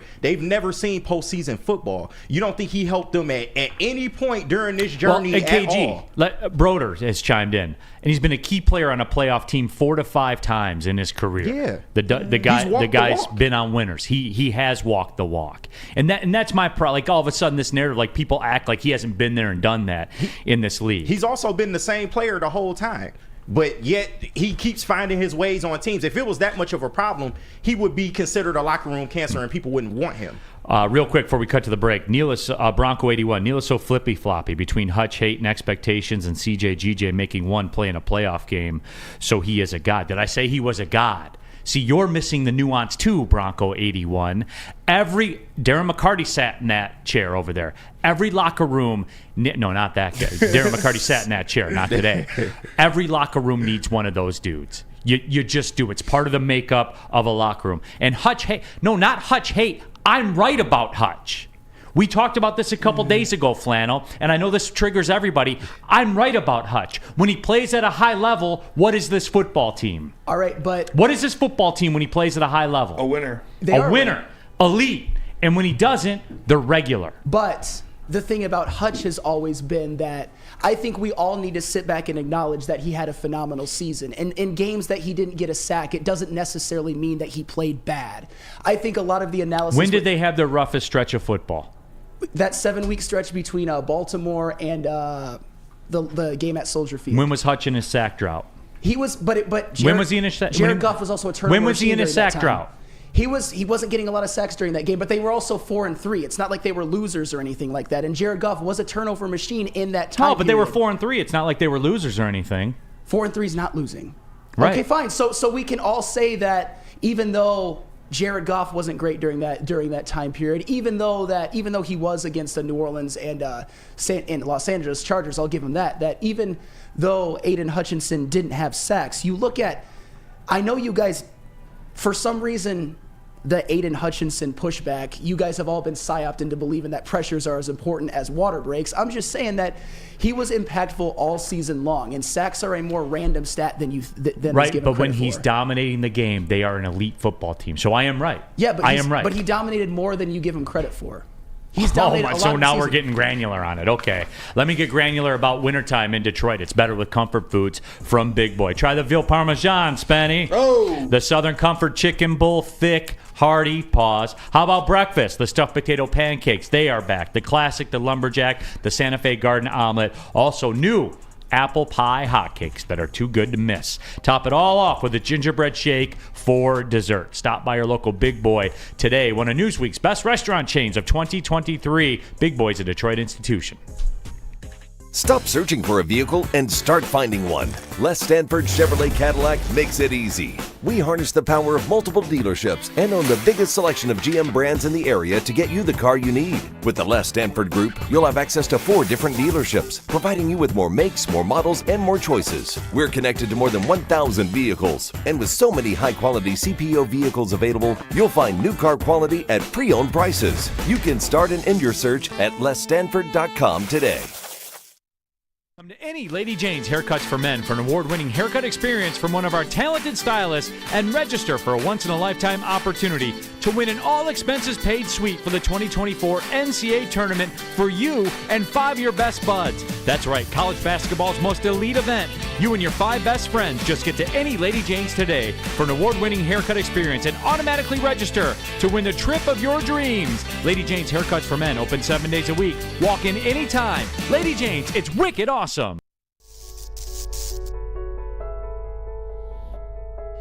We've just received word. The world's cannabis supply has vanished. The public is outraged and has taken to the streets in response to this tragedy. The individual responsible acted alone, and we can only hope they will make things right soon.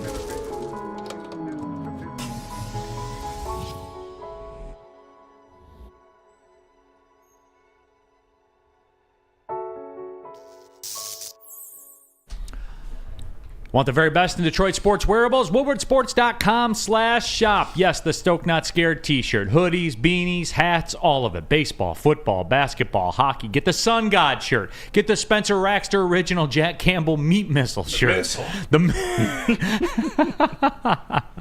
We got to get that one on the graphic, too. The meat missile shirt. Let's do it. WoodwardSports.com/shop. The best in Detroit sports wearables.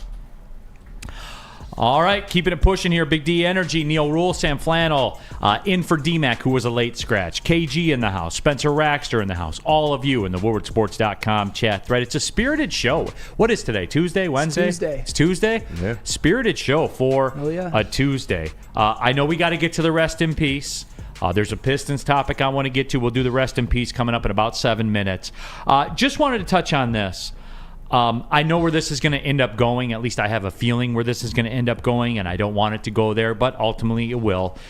The it just popped up on the screen here in studio. I know this kind of broke yesterday, but the Philadelphia Eagles will host the first ever NFL game in Brazil. Oh, by the way, it's Friday night of week 1. It's crazy. So you have your traditional Thursday night game that will kick things off. I believe if the 49ers win the Super Bowl, it will be the 49ers and the Lions to open up the season on Thursday, which would be electric. Absolutely electric. But on Friday night, the Eagles will host a game. The opponent has not been named yet, but they will host a game in Brazil on Friday. Are they going too far, Flan? That's tough, bro. Well, you've never seen a game in Brazil, and you rarely see games on Fridays. I can't think of one. I can't think of an NFL game that's occurred on a Friday in my lifetime. So Black Friday. Black Friday. Oh, yep. You know what? Correction, that was this year, though. Yeah, that was the first one. And that was that an Amazon exclusive? Yeah. Wasn't it in the afternoon, too? Something. Yeah. This is 4:30 or This is the something. first time on an opening week. Yeah. Friday. Are they going too far? In Brazil. I would probably say This is Brazil.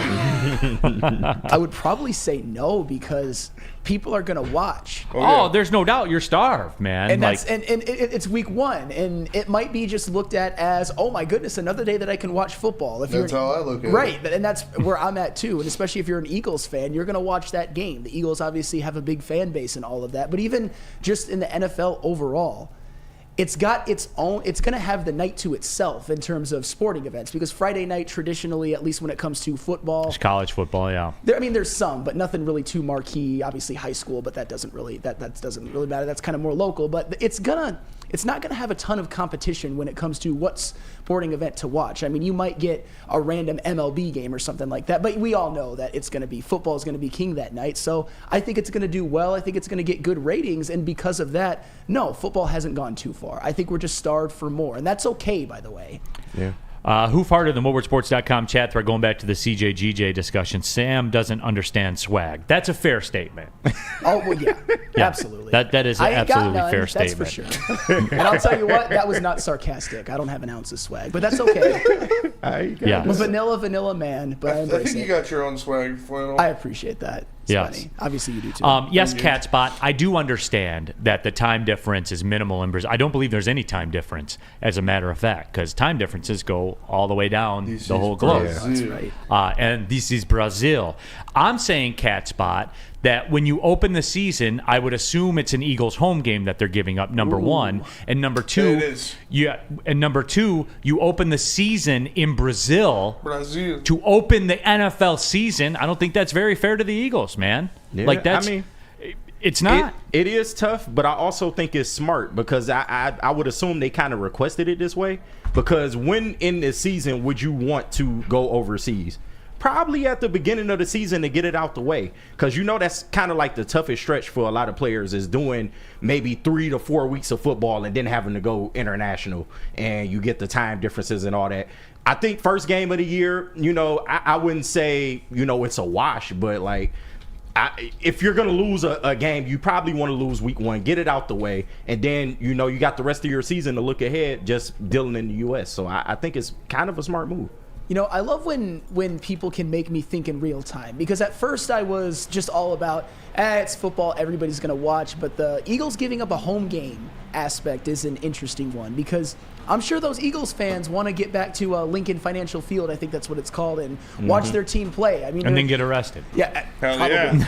And that's a team, love them or hate them. You think that they're probably going to be contenders at least this year, even though they tailspin to end this year. But they're still really talented. They're still it's still a stadium that sells out every single game. They have rabid fans. So if I'm an Eagles fan, I don't necessarily like that. But as far as somebody who doesn't personally care that the Eagles have to give up a home game, it is what it is. WoodwardSports.com chat thread, John effing Lord, WWE and AEW is on a Friday. And you know what, John effing Lord? I'm glad you brought that up, because I get an email with like TV ratings of everything that's been going on in sports. Last Friday night, WWE smashed everybody. NBA, college. I mean, it was like I hadn't looked at the ratings in a while, and like the gap that they had between the next most watched thing, it like blew me away. KG? It's because The Rock was there. There you go. Yeah, that's why. No, KG, I know you're watching. You're avid wrestling fan. It was stunning. It was like the gap between Connor McDavid and the second best player in the NHL. That gap was that big. If WWE doesn't have to compete against anything, normally they're pretty high in the ratings. I mean, is that something, KG, that you seek out on like a Friday night, for example? I mean, not as much as I used to, especially with digital. Well, somebody is. Yeah, absolutely. And they market more to kids, so it's a lot of underage viewers that tune in for that stuff. Me, I watch on YouTube. I watch clips because I just don't have time to digest a whole 2 to 3 hour wrestling show anymore, unless it's like a pay-per-view or something of that nature. But when we have this job, we've got a lot of other fish to fry when it comes to sports and kind of knowing what we're talking about and watching all the necessary games. But I was just curious because I know you're the WWE fan in the room, so I was just kind of curious to get your thoughts. Yeah. It was something where I saw that, man, and I was kind of blown away. Certainly, it was It was incredible, man. Uncle Neal Soft Feet Wrestling sucks. Hey, somebody likes it. Somebody likes it to the point where every TV contract they sell, they get $1 billion for it. So it's like they're huge. It's approaching, NCAA tournament levels right now. I mean, they are getting their cash, dude. There is again. I think I would enjoy going to a wrestling event, but I can't watch them on TV. Yeah, I think it'd be cool to go to WrestleMania or something like that. Would be cool, but it is. I'm not gonna. It is pretty cool. I think a man like you. I think the NASCAR theory applies. A man like you would do very well at a wrestling event. Yeah, those are my people. Yeah, and you know what I mean when I say very well. For sure. You would do very well. Faster horses for intoxicant consumption. You would do very well with the set of ladies that are there. Oh, yeah. I think you would resonate with a lot of the guys that are there. Oh yeah. Like fashion, like hairstyle. I think you would do very well, Spenny. Appreciate it. Appreciate it. All right. Let's take this break. When we come back, it's Rest in Peace Tuesday, everybody. Who you putting in the sports coffin? Who you putting in the sports coffin? It's going to be KG's first go-round at it, and we're going to find out. But first, tell them about Swiss Insurance. Swiss Insurance. Do you have football on the brain? Of course you do. February of 2024 is the perfect time to shop your home and auto insurance. Shop it like a pro with Swiss Insurance. They cover Woodward Sports Network, and they should be covering you too. Ask for Mark at Swiss Insurance today at swissins.com or call 248-800-4177. Again, that is 248-800-4177, Swiss Insurance. At Planet Fitness, you can get energy without the judgment. Hi, can you help me with this? You don't know how to use it? This is better. Join now through January 19th for just 24 cents down, $10 a month. Never intimidating, always free fitness training and equipment for every workout. Join today during the Big Fitness Energy Sale for 24 cents down, $10 a month. Cancel anytime. Deal extended through January 19th. Over 50 Metro Detroit locations. A ton of fun, a ton of sports, and a ton of man meat. Welcome to the Woodward Heavyweights, live daily 5 to 7 p.m. on Woodward Sports. Love Woodward Sports? Love wearing clothes? Then you should be wearing Woodward Sports clothes. Check out our full line of merch at woodwardsports.com. Just click on shop. We have all your favorite designs, like Dan Campbell kneecaps, Woodward golf, and of course, our own logoed out merchandise. Men, women, infants, kids all love Woodward Sports. Impress your friends. Impress your boss. Impress your dog. Buy Woodward Sports merch today.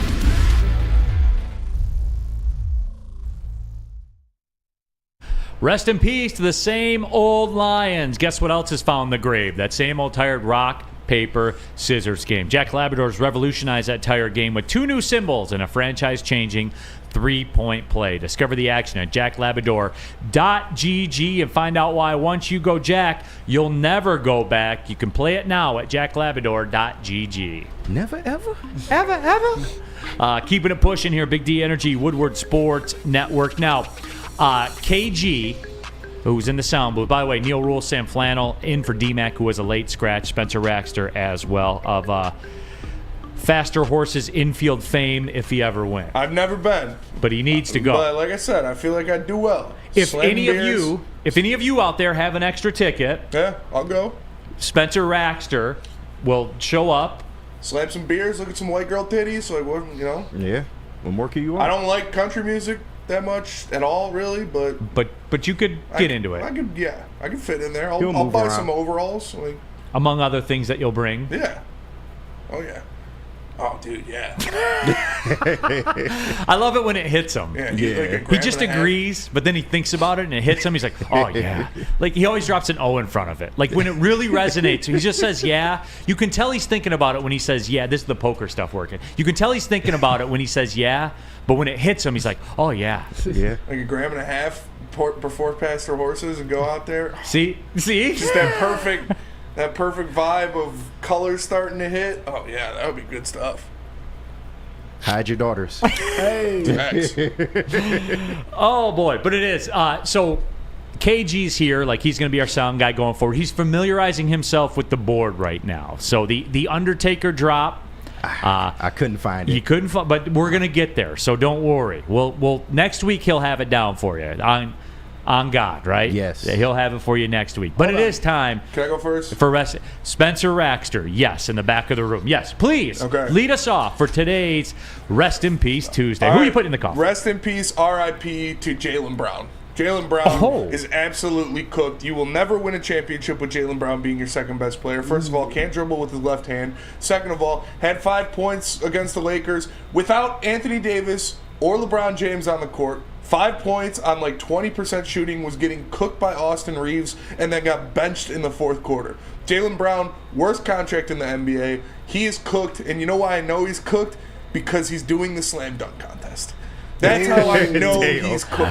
That's like when you say, yeah, oh yeah. Yeah. It's Jaylen Brown is you'll never win a championship with him as your second best player. Damn. That's tough. Yeah. R.I.P. Jaylen Brown. We hardly knew ye. Dong. KG, you want to jump in? Yeah, I'm actually going to double up on you if that's okay. Yeah. The first one, RIP to the Pistons trade deadline, man. It's over, man. They are not going to make any moves, I feel like. More on that later, but go ahead. They're going to stand pat. We're going to be upset about it, but it's just the way it is, man. And just to be honest, I don't know what they're really going to do in the offseason to really improve this thing if they wait. To me, they're out of moves at this point, and it's already halfway through the season. So I don't expect them to do anything. But my second one, this may not come till Sunday, but can we RIP the Swifties acting like they care about football during this Super Bowl Sunday? I am sick of it. We saw videos earlier of girls prepping, Taylor Swift parties for the Super Bowl. Can we dead that, man, please? Wait till they win. Wait till they win and she's on the stage. I know it's going to be bad. She's going to be on the stage, KG. And Roger going to be cheesing like Chester Cheeto. Oh, 100%. Did you Man. hear him yesterday when he was holding court? He's like, you can't deny the impact Taylor Swift's had on the NFL because they're NFL fans. I bet. Line in your damn pockets. Like Stavi said, man. Stavi said it the best. The NFL isn't for Taylor Swift fans. The NFL is for 30-year-old gambling addict alcoholics that just got fired from Chrysler. Like, that's what the NFL is for. Oh, yeah. It's bad. They won't even acknowledge Travis Kelce by name. They're like, oh, Taylor Swift's boyfriend's going to be out there. Like, come on, man. Like, it's ridiculous, man. Oh, man. That last one getting a lot of reaction in the WoodwardSports.com chat thread. Real cream of wheat. She's a multi-billion-dollar economy, yo. Yes, she is. No question. Ain't nobody denying it. No. Jack Stark. And she's got bangers. Yeah. Jack Stark, go Taylor's boyfriend. Nicholas Duncan, tell him, boy. So, KG, you've emboldened yourself with the Rest in Peace fan. I like some of the Taylor Swift songs. The old Taylor Swift, I like old Taylor Swift. Country Taylor Swift? Yeah. Lavender Haze bangs, dude. I don't care what you guys say. I haven't listened to any of her new stuff, but Liar. Shake It Off was good. Shake It Off was good, man. Yeah. Sam Flannel, who you putting in the coffin? Well, this is going to surprise absolutely no one. Of course, it's Michigan basketball. They're the only choice for me to put in the coffin right now. You've been waiting on this. Yes. Yeah, and I've touched on it a lot already, so I'm going to keep it brief. They're the worst Power 5 team in college basketball. They're 7-15, are 2-9 in conference. Yeah, my bad. It made me all choked up a little bit. 2-9 in conference, and as I've said before, they're using the same playbook as they did the year before, except this year they're not even talented. They blow games like other people blow other things. I'll just say that. And I've said this before, the Michigan has lost 8 of their last 9 games, and in 6 of them they've had a halftime lead. And then you look at last year, some of the games that they blew in biblical proportions, like having a 12-point lead at Indiana in the second half, having an 11-point halftime lead against Virginia, having a 7-point halftime lead with a minute 40 left at Iowa, having a 7-point lead with a minute 40 left at Illinois. The reason I'm bringing up last year is because that team actually had the chance to go to the tournament, and with the talent they had, I think make a deep tournament run. What these last 2 years have proven to me, that as long as Juwan Howard is the head coach, and I think he will remain, and I will be physically ill, it doesn't matter how talented the team is, it will always massively underachieve. They did it last year when you could argue, well, it's not even arguable. They had the most high-end talent of any Big Ten team, and they were not one of 8 to make the tournament. That's true. And this year, they don't have the talent, but they don't have last place in Big Ten type of a talent deficiency. It's also true. But they are. That's where they are right now. I don't care about the recruiting, which is a little bit better than you might think. As long as Juwan Howard is there, they are going to be a dead program, and I think this is the type of stretch that could hurt them for years to come. And this should be a proud program with some standards. Rest in peace, Michigan basketball. Wouldn't you be burying Juwan and not Michigan basketball? That's fair. That's fair. Yeah, R.I.P. Juwan. You know what, KG? But you just said he's not going to be fired. So how can you rest him in peace? Well, he should be, but he won't. I don't think he will. But KG, that well put. WoodwardSports.com chat thread. Harry Cleveland. Nobody's talking about this. R.I.P. Carrie Underwood singing for the NFL. Yeah. Taylor's going to replace her next year. Oh God. Carrie Underwood's better. Than Taylor. By a mile. She's way better. That would be the ultimate in power plays, though. Yeah, that's true. The ultimate. It costs a lot more money, though. Yeah. The ultimate in power plays. Are you ready for Super Bowl? Right. It's gonna be all poppy and shit. Yeah. But maybe they would just do something where you give her like an advertising stake. You swap services. I feel like they'd lose even more money doing that. No, like in-game promotion. Like okay. put the little graphic of the new album She up there. doesn't need that. But there's all these new fans watching, I've been told. New fans or the fans she already got? Yeah. That's what I was told. She has a cult-like following. She does. It's crazy. All right, rest in peace. Rest in peace to the Los Angeles Lakers as a championship NBA team. Yeah. It's over. It's over in terms of them winning championships. And look, LeBron is still incredible. What's he, 38? Yep. Oh, yeah. 21 years in. 21 years in the game. He's not out there shooting 19% from three like some of the other so-called greatest players of all time, because that's what they did. You can look it up. LeBron's incredible. Mm-hmm. But as a squad, it's over. They don't pack the juice. They don't have the talent. They don't have the players to unseat, A, the Denver Nuggets, B, the LA Clippers. They're not even the best team in that building that plays in that building right now. So the Anthony Davis triple-double did nothing for you, huh? No. Well, absolutely not. Oh, here absolutely go not. Here go Flannel. No, I'm just saying. Against the Hornets? Defend your big game. mans. No, Defend your mans. because you didn't even go at Anthony Davis. Here's the reality when it comes to the Los Angeles Lakers. Darvin Ham can't coach. I think he's one of the worst coaches in the NBA. Taurean Prince is having a down year. Cam Reddish is terrible. Gabe Vincent hasn't played. Who else we got? Jackson Hayes is an absolute nobody. And you need more depth guys to actually play well to be a championship team. I think if D'Angelo Russell and Austin Reeves can continue their good play, because they've both been good this year, the Lakers could maybe win a couple series like they did last year, but they have to get it going more in the regular season, because I don't want to see them in the play-in again. But as far as being a championship team, I can't hate that. They're not better than the Nuggets. They're not better than the Clippers. Than the Thunder? No, not better than the Thunder. Than the Suns? No, I don't think so. So we're running out of teams here. Even Minnesota. I know Minnesota. There's some evidence that they may be kind of fraudulent come playoff time, but I'd probably still say that they'd be favorites over the Lakers. And Pat Bev was crying when they won that play-in game. That was one of the most embarrassing things I've ever seen. It was hilarious as well. It was funny, though. It was funny. Terrible. How about Flannel? Like, you're an Anthony Davis guy. Yeah. So by default, you check out the Lakers probably whenever you get a chance to, right? Sure. Whenever the opportunity presents itself. Could I interest you in a knockdown three-point shooting wing? Bogey. And all I ask, because you don't have a first-round pick until 2027, I believe. Yikes. Could I interest you in a pick swap? I'll take a pick swap. I don't even need the pick from you. Can I interest you in a pick swap for Bogey? Yeah. Oh, 100%. 100,000%. You see me cooking here, Spenmo? Yeah. And then you get it back from the Knicks. And then, The 2027 pick swap. Yeah, I mean, what is it? And I know this has been something that has been talked about a lot over the years when it comes to NBA basketball, but when you surround LeBron with shooters, that's usually when the team wins at their highest level. And Bojan Bogdanovic, despite his deficiencies, is a 40% three-point shooter. And that's something that I would say this Lakers team lacks, like that catch-and-shoot three-point guy. I know that Austin Reeves and D'Angelo Russell can be streaky from the three, and they can create their own shot, but a knockdown three-point shooter, they don't really have that. So yes, 1,000%, bring Bogey on this team, and I think if they did that, I think the Lakers could go on a second-half run and actually finish the season strong. but not win a championship. It's Dong. probably not. Yeah, absolutely. Yeah.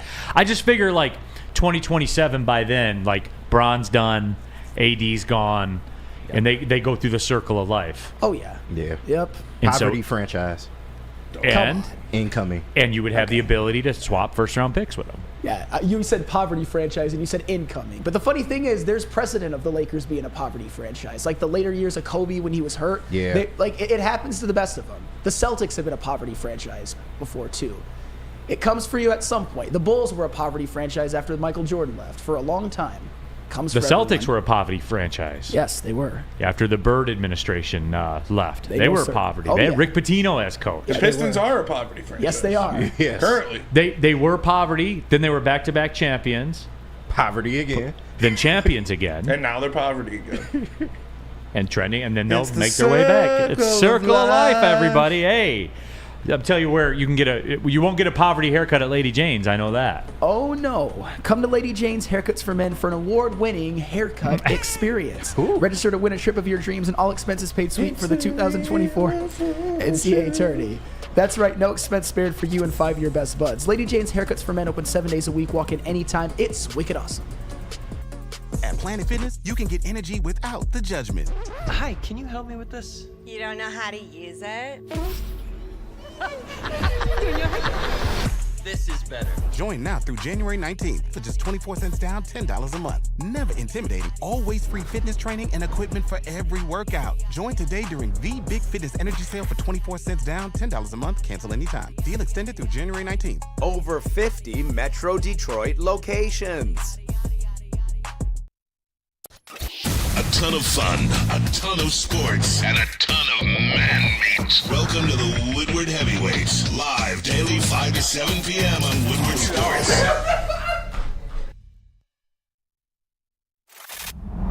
Love Woodward Sports? Love wearing clothes? Then you should be wearing Woodward Sports clothes. Check out our full line of merch at woodwardsports.com. Just click on shop. We have all your favorite designs, like Dan Campbell kneecaps, Woodward Golf, and of course, our own logoed out merchandise. Men, women, infants, kids, all love Woodward Sports. Impress your friends. Impress your boss. Impress your dog. Buy Woodward Sports merch today.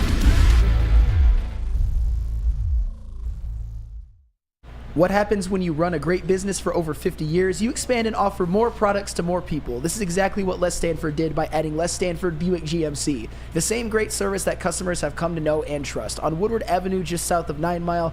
Check out Les Stanford in Dearborn today at lesstanford.com. Les Stanford Chevrolet. Together, let's drive. Ooh. Keeping it pushing, Big D Energy, Woodward Sports Network coming down the stretch. Neal, Ruhl, and Sam Flannel, last-minute addition for D-Mac, KG, Spencer Raxter in the building. Happy to have you all with us, and we're just chopping it up, just coming off the RIP Tuesday. But I did want to have this discussion. The NBA trade deadline is this week. Yeah. What, Friday? Yes. I believe, 4 o'clock. Yes. They always have it at 4 o'clock for some reason. Because I want to ask the people, right? Like, everybody wants a move made, but nobody wants to trade anybody. It's really wild. Like, I think Cade's a cornerstone piece, right? That's not crazy. I agree. We're not blowing people's minds with that. I think Jalen Duren is a cornerstone piece too. Sure. Yeah. A lot of people like Jaden Ivey a lot. Yeah. I don't think people are willing to trade him. I think people like Asur Thompson for the most part. The role that he plays and all that stuff. So Thursday's a trade deadline, by the way. My bad. So my question to everybody is, by the way, Lunchbox Hooligan said this. Neal, can we have a segment for KG to just push the button so we can all hear what the drops are? Yes, we're going to do that at 12:50. Oh my God. We're doing that at 12:50, by the way. So make sure you stick around. That sounded like a great idea. I want to hear it too. I don't even know what's in there. There's a lot of drops here. We'll get through them. We'll get through them. So my question is, what do you guys want? Like, what move, realistically, what move do you expect Troy Weaver to be able to make? Because nobody wants to trade anybody. So just to wrap it up, everybody wants, like, Joe Harris and Bojan traded for Donovan Mitchell. Like, that's essentially what they want. Sounds good to me. Yeah. Realistically, though. Flannel, what do you expect? Like, you don't want to trade anybody, but you want trade. So what are you going to do? Well, first off, I think the only untouchables are Cade and Duren.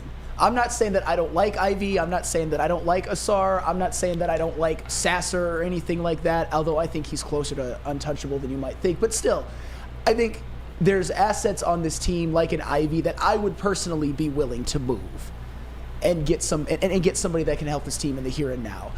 Who that is, I'm not exactly sure, but I think Pistons fans, and myself included, I think it's okay for us at the moment to almost just yell at the clouds and say, do something. Because the Detroit Pistons, they're at that moment, and I think they've been at that moment for a year or so now. You can't keep stacking up these just horrific seasons. You had 17 wins last year. You're probably going to get less this year. You had 20 in 2 seasons. You had 23 in 2021, 2022. I always hear about how, that's just sometimes how teams have to bottom out, like the process 76ers. I always hear the process 76ers as a comparison, but the process 76ers, quiet as kept, only had 3 terrible seasons. Joel Embiid was hurt. The second he got healthy and played his rookie year and played only 33 games, the Philadelphia 76ers showed massive improvement. And then the year after that, when Ben Simmons was healthy, they were a playoff team. I always hear it bannered about the early 80s Pistons, but they only really had 2 terrible seasons at the beginning of the 80s. Once they had Isaiah Thomas and they brought in guys like Kelly Tripucka. You can laugh about him, but he was good. Hell yeah. He was good. 20 a game. Yeah, Tripucka the Buda. He was good in like the mid-80s, and then you brought in guys like Lambeer, and then Dumars, and Rodman, and Dantley, and then after Dantley, Mark Aguirre, among others. You were able to see progress a lot quicker than this version of the Pistons. It just seems to me that it's just a black hole that's never going to get better. That's why I think people are just kind of yelling at the clouds. Like I said, I don't have a specific name in mind, but I also think Ivy, Asor, and Sasser, and everybody but Cade and Duren is on the table. But Sam, they had a salary dump. It's like, come on, man. It's never ending with this team. I'm even willing to give up Duren. They got to do something. Something's got to happen, man. Like, but for what? Like, so you can get a young guy. Duren is a young guy. You know what I'm saying? True, like, we might what's have the to trade switch? young guys. I mean, something is it? I don't know what the answer is, but something has to be. At least you're done. honest. You can't just keep coasting like you are and keep salary dumping and keep acquiring picks and nothing really to show for it. We're not going to get love in the draft. That's pretty apparent. They tried to openly tank last year and couldn't get nothing done. So it's getting bad, man. Like, seriously. Weezy D313 F the core 4. Cade is on the block to me. If the Jazz can get 4 first for Rudy Gobert, I need the same for Cade. I know Spencer Raxter was a big fan of the Gobert trade. Yeah. All right, Spenmo, to you, man. Like, what do you expect the guy to do for real? I don't know, man. Do something. Okay, what? Do all right, something. Seriously. Do something. Spencer Weaver, what are you doing? I'd kick the tires on DeJounte Murray. I'd see what's going on over there. Okay. I'm looking at other teams who are possibly going to be abandoning picks, trading guys. So like, Lauri Ivy, Markkanen. Ivy, Thompson, and our first this year for DeJounte Murray. I'd rather do Ivy and Stewart for Lauri Markkanen. Oh, I would in a heartbeat. Yes, Big please. ass chopper call Lauri Markkanen. Like, I don't think they're doing that, though. See, yeah. Now, what about the first, though? This year's first gets it over the top. This year's first gets traded. You don't make that pick. Adding another 18-year-old does not help this team at all. At all. You need to trade this pick, for sure. So at least you're realistic about it, then. Yeah. I just wanted to ask the question, man. That was it. Just wanted, because everyone's expecting like this magic move. It's not out there. Well, I think people are almost, and KG, you mentioned it as your rest in peace. People are almost resigned. See, to right here, Ken. No, isn't. not trading Ivy. So, all right. So you're good with the team how it is. Yeah. That's what you're saying. Yeah. I just want people to be consistent about it. That's all. No, Ivy's on the table. Go ahead, KG. To me, everybody but Cade should be on the table, and for the right price, maybe even Cade, but I doubt you'll get anything substantial for a Cade return. But everybody but Cade should be on the table with this team. Well, yeah, and it just so happens. Not everybody shares your sentiment, though, No, KG. I understand. I mean, it just so happens too. And Spencer, you talked about it. This is not the first round to be making a pick at this point. No. So that is certainly something you would include in a trade package. I don't hate DeJounte Murray, obviously, man. But Lauri Markkanen, you brought that up. I don't know how realistic that is, but I like him a Big lot. ass shotgun look like Lauri Markkanen. Ken says trade Bojan or Burks. They're in walk years, Ken. For what, man? What, Ken, for real? And I'll wait for your response. For real. What are you going to get for that? Not much. Not much. What are you going to get for it? You'll have them for 30 games. Tops. Like that's my point, man. Like everybody wants to do something. Tell me what the something is. You can't. Not trading Ivy, Thompson, or Duren, or my pick this year, says Wheezy D313. So you're good with this team how it is. Damn. So you want nothing to happen. You want nothing to improve. You're good with this roster. And that's all. I want the line drawn in the sand. Like let's pull our heads out of the clouds here and get real about it. Because if you're of that opinion of what Spenny just said, I know that wasn't Gentry sneezing. If you have that opinion, then you're fine to roll it out. Then. Well, you shouldn't be. Because despite all, then what's the move, Flannel? Well, you gotta put anybody but Cade and Duren on the block. And for the record, I'm kind of closer to where you're at, KG, where I'd probably even say if Duren is what it takes, I would consider it. Although I'd be reluctant. It's only because of his injury. You know, Sure. he seems to be developing an injury history. Yeah, So. I think it's the fact that the Pistons have obviously had what were thought of at the time, and still even good draft picks. Cade was a good pick. Duren was a good pick. I think Sasser was a good pick. I would say that. Ivy was a good pick to some extent, but it's not really resulting in anything. And I know they had some injuries. I know some people like to blame the really bad start on Bogey being out, but once he came back, they didn't really improve that much either. And Monte Morris and all that, give me a break. It had nothing to do with Monte Morris being out. It's just this team is not good. They're the worst team in the NBA. By far. I don't think they have the roster of what should be the worst team in the NBA, but they are. That's the reality. So even if you like some of those players, they're on the table. Jaden Ivey should be on the table. Asar Thompson should be on the table. Chuck Brewer says Bojan's not in a walk year. It's a team option. Yes, Chuck, but it's a $2 million guarantee. So it's essentially a team. It's essentially a flat out team option where you can cut him loose if you want to.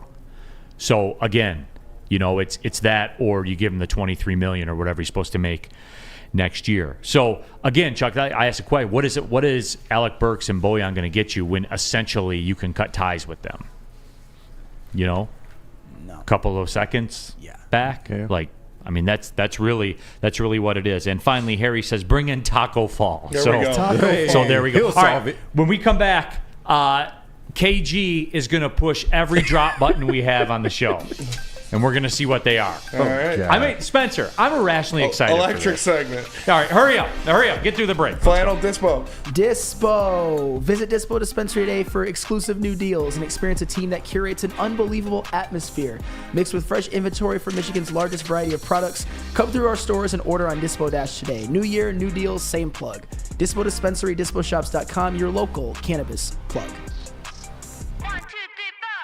Feel alive during Feldman Chevrolet's biggest New Year's sales event ever. Get the best prices on our huge selection of award-winning Chevrolets. Like this 2024 Equinox for $188 per month. Or this 2024 Silverado for $268 per month. It's the New Year's sales event going on now at Feldman Chevrolet, Michigan's #1 Chevy dealer. A ton of fun, a ton of sports, and a ton of man meat. Welcome to the Woodward Heavyweights, live daily 5 to 7 p.m. on Woodward Sports.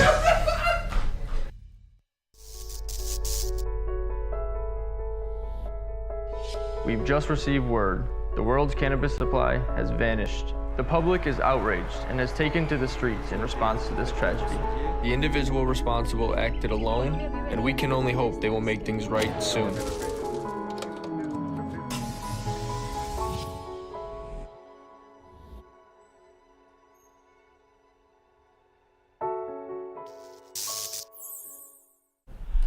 Final segment of the show, Big D Energy, Neal, Ruhl, Sam Flannel, late edition for DMAC, KG, Spencer Raxter. All right, guys, it's time. We talked about this. New Guy Kenny, who is no longer New Guy Kenny, he is just KG now, is our sound guy. He rides with us now. He's part of the Big D Energy family. He's going to fit in nicely. I'm a big fan of KG, the person. He stands on business. I appreciate that. But what he doesn't have right now, we're going to look to assist right now. We don't know all the drops that are in here. And one of the members of the chat had the great idea. Why don't we just have Kenny push all the buttons and see what the drops are? Jesus. So what do you think, KG? We ready to roll? I think it's a slow news day, but absolutely, let's do it. I think this is going to be fun. Spenny, this is going to be fun. Yeah, we'll see. All right. First one. It creams in your mouth a little bit. Nice. We off to a high start. Good night, everybody. For those of you that may have missed that, that was Terry Foster. This is the words of Terry Foster, quote, "It creams in your mouth a little bit," unquote. I didn't know that was Terry, though. That's hilarious. We're 1 for 1. Is that fair to say, That's Spencer? very fair to say. All right, here we go. Number 2. I can't wait to see you at draft night then. That's from the Kate Cunningham viral video. This one is a classic. Here we go. Oh, yeah, you got to have Dave Chappelle on the drop board. There is no doubt about that. All right, hold on. Let me move to a different page. Let's see. Oh, this is one of my new favorites. Have you ever been swallowed up? Shout out TD Jakes. Oh, man. Let's see here. Let's see. Shoot it. Shoot it. Shoot it. Purify yourself in the waters of Lake Minnetonka. People ask, can you juice the volume a little bit, KG, or not? Let's see. I can try. Yeah, right. Let me do that. All right, here we go. JJ McCarthy. Oh, I didn't know we had that one. That'll come in handy draft day. For sure. I like that one. I know, because that'll be the number 1 pick in the draft, according to Ryan Ermanni. Well, Ryan Ermanni is not correct. What? No. No, God, please, no, Hey, no. Good timing. It's a good one. Yeah. All right, let's see what else we got here. Congratulations, you just got Amon-Ra St. Clown. Yep. All right. That one is a good one, yeah. I love some Grady Dick. Whoa, is that Spinny? Is What? that Spinny? Yeah. What'd you say? I love some Grady Dick. Oh my God, this is I hilarious. am a proud Aiden Hutchinson nut hucker. Whoa! Yes, you are. Yes, I am. I'm finding out a lot about a lot of y'all today. Yeah, you are. Oh, okay. I guess And that's a you hit music. him low, hit him low, hit him. That's a banger. Going straight to the hole. You ain't got no game. I'm breaking out the frame, coming through like a train. Hey. That's a banger. Let's go. I'm not gay no more. I am delivered. I like women. I'm not gay no more. I am delivered. That's a classic.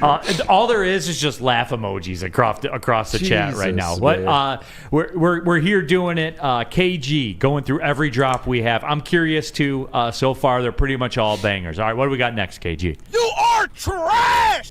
Is that easy? Maybe. Oh my God. Wild card, bitches. Wild card, bitches. Real cream of great episode. Real cream of wheat says.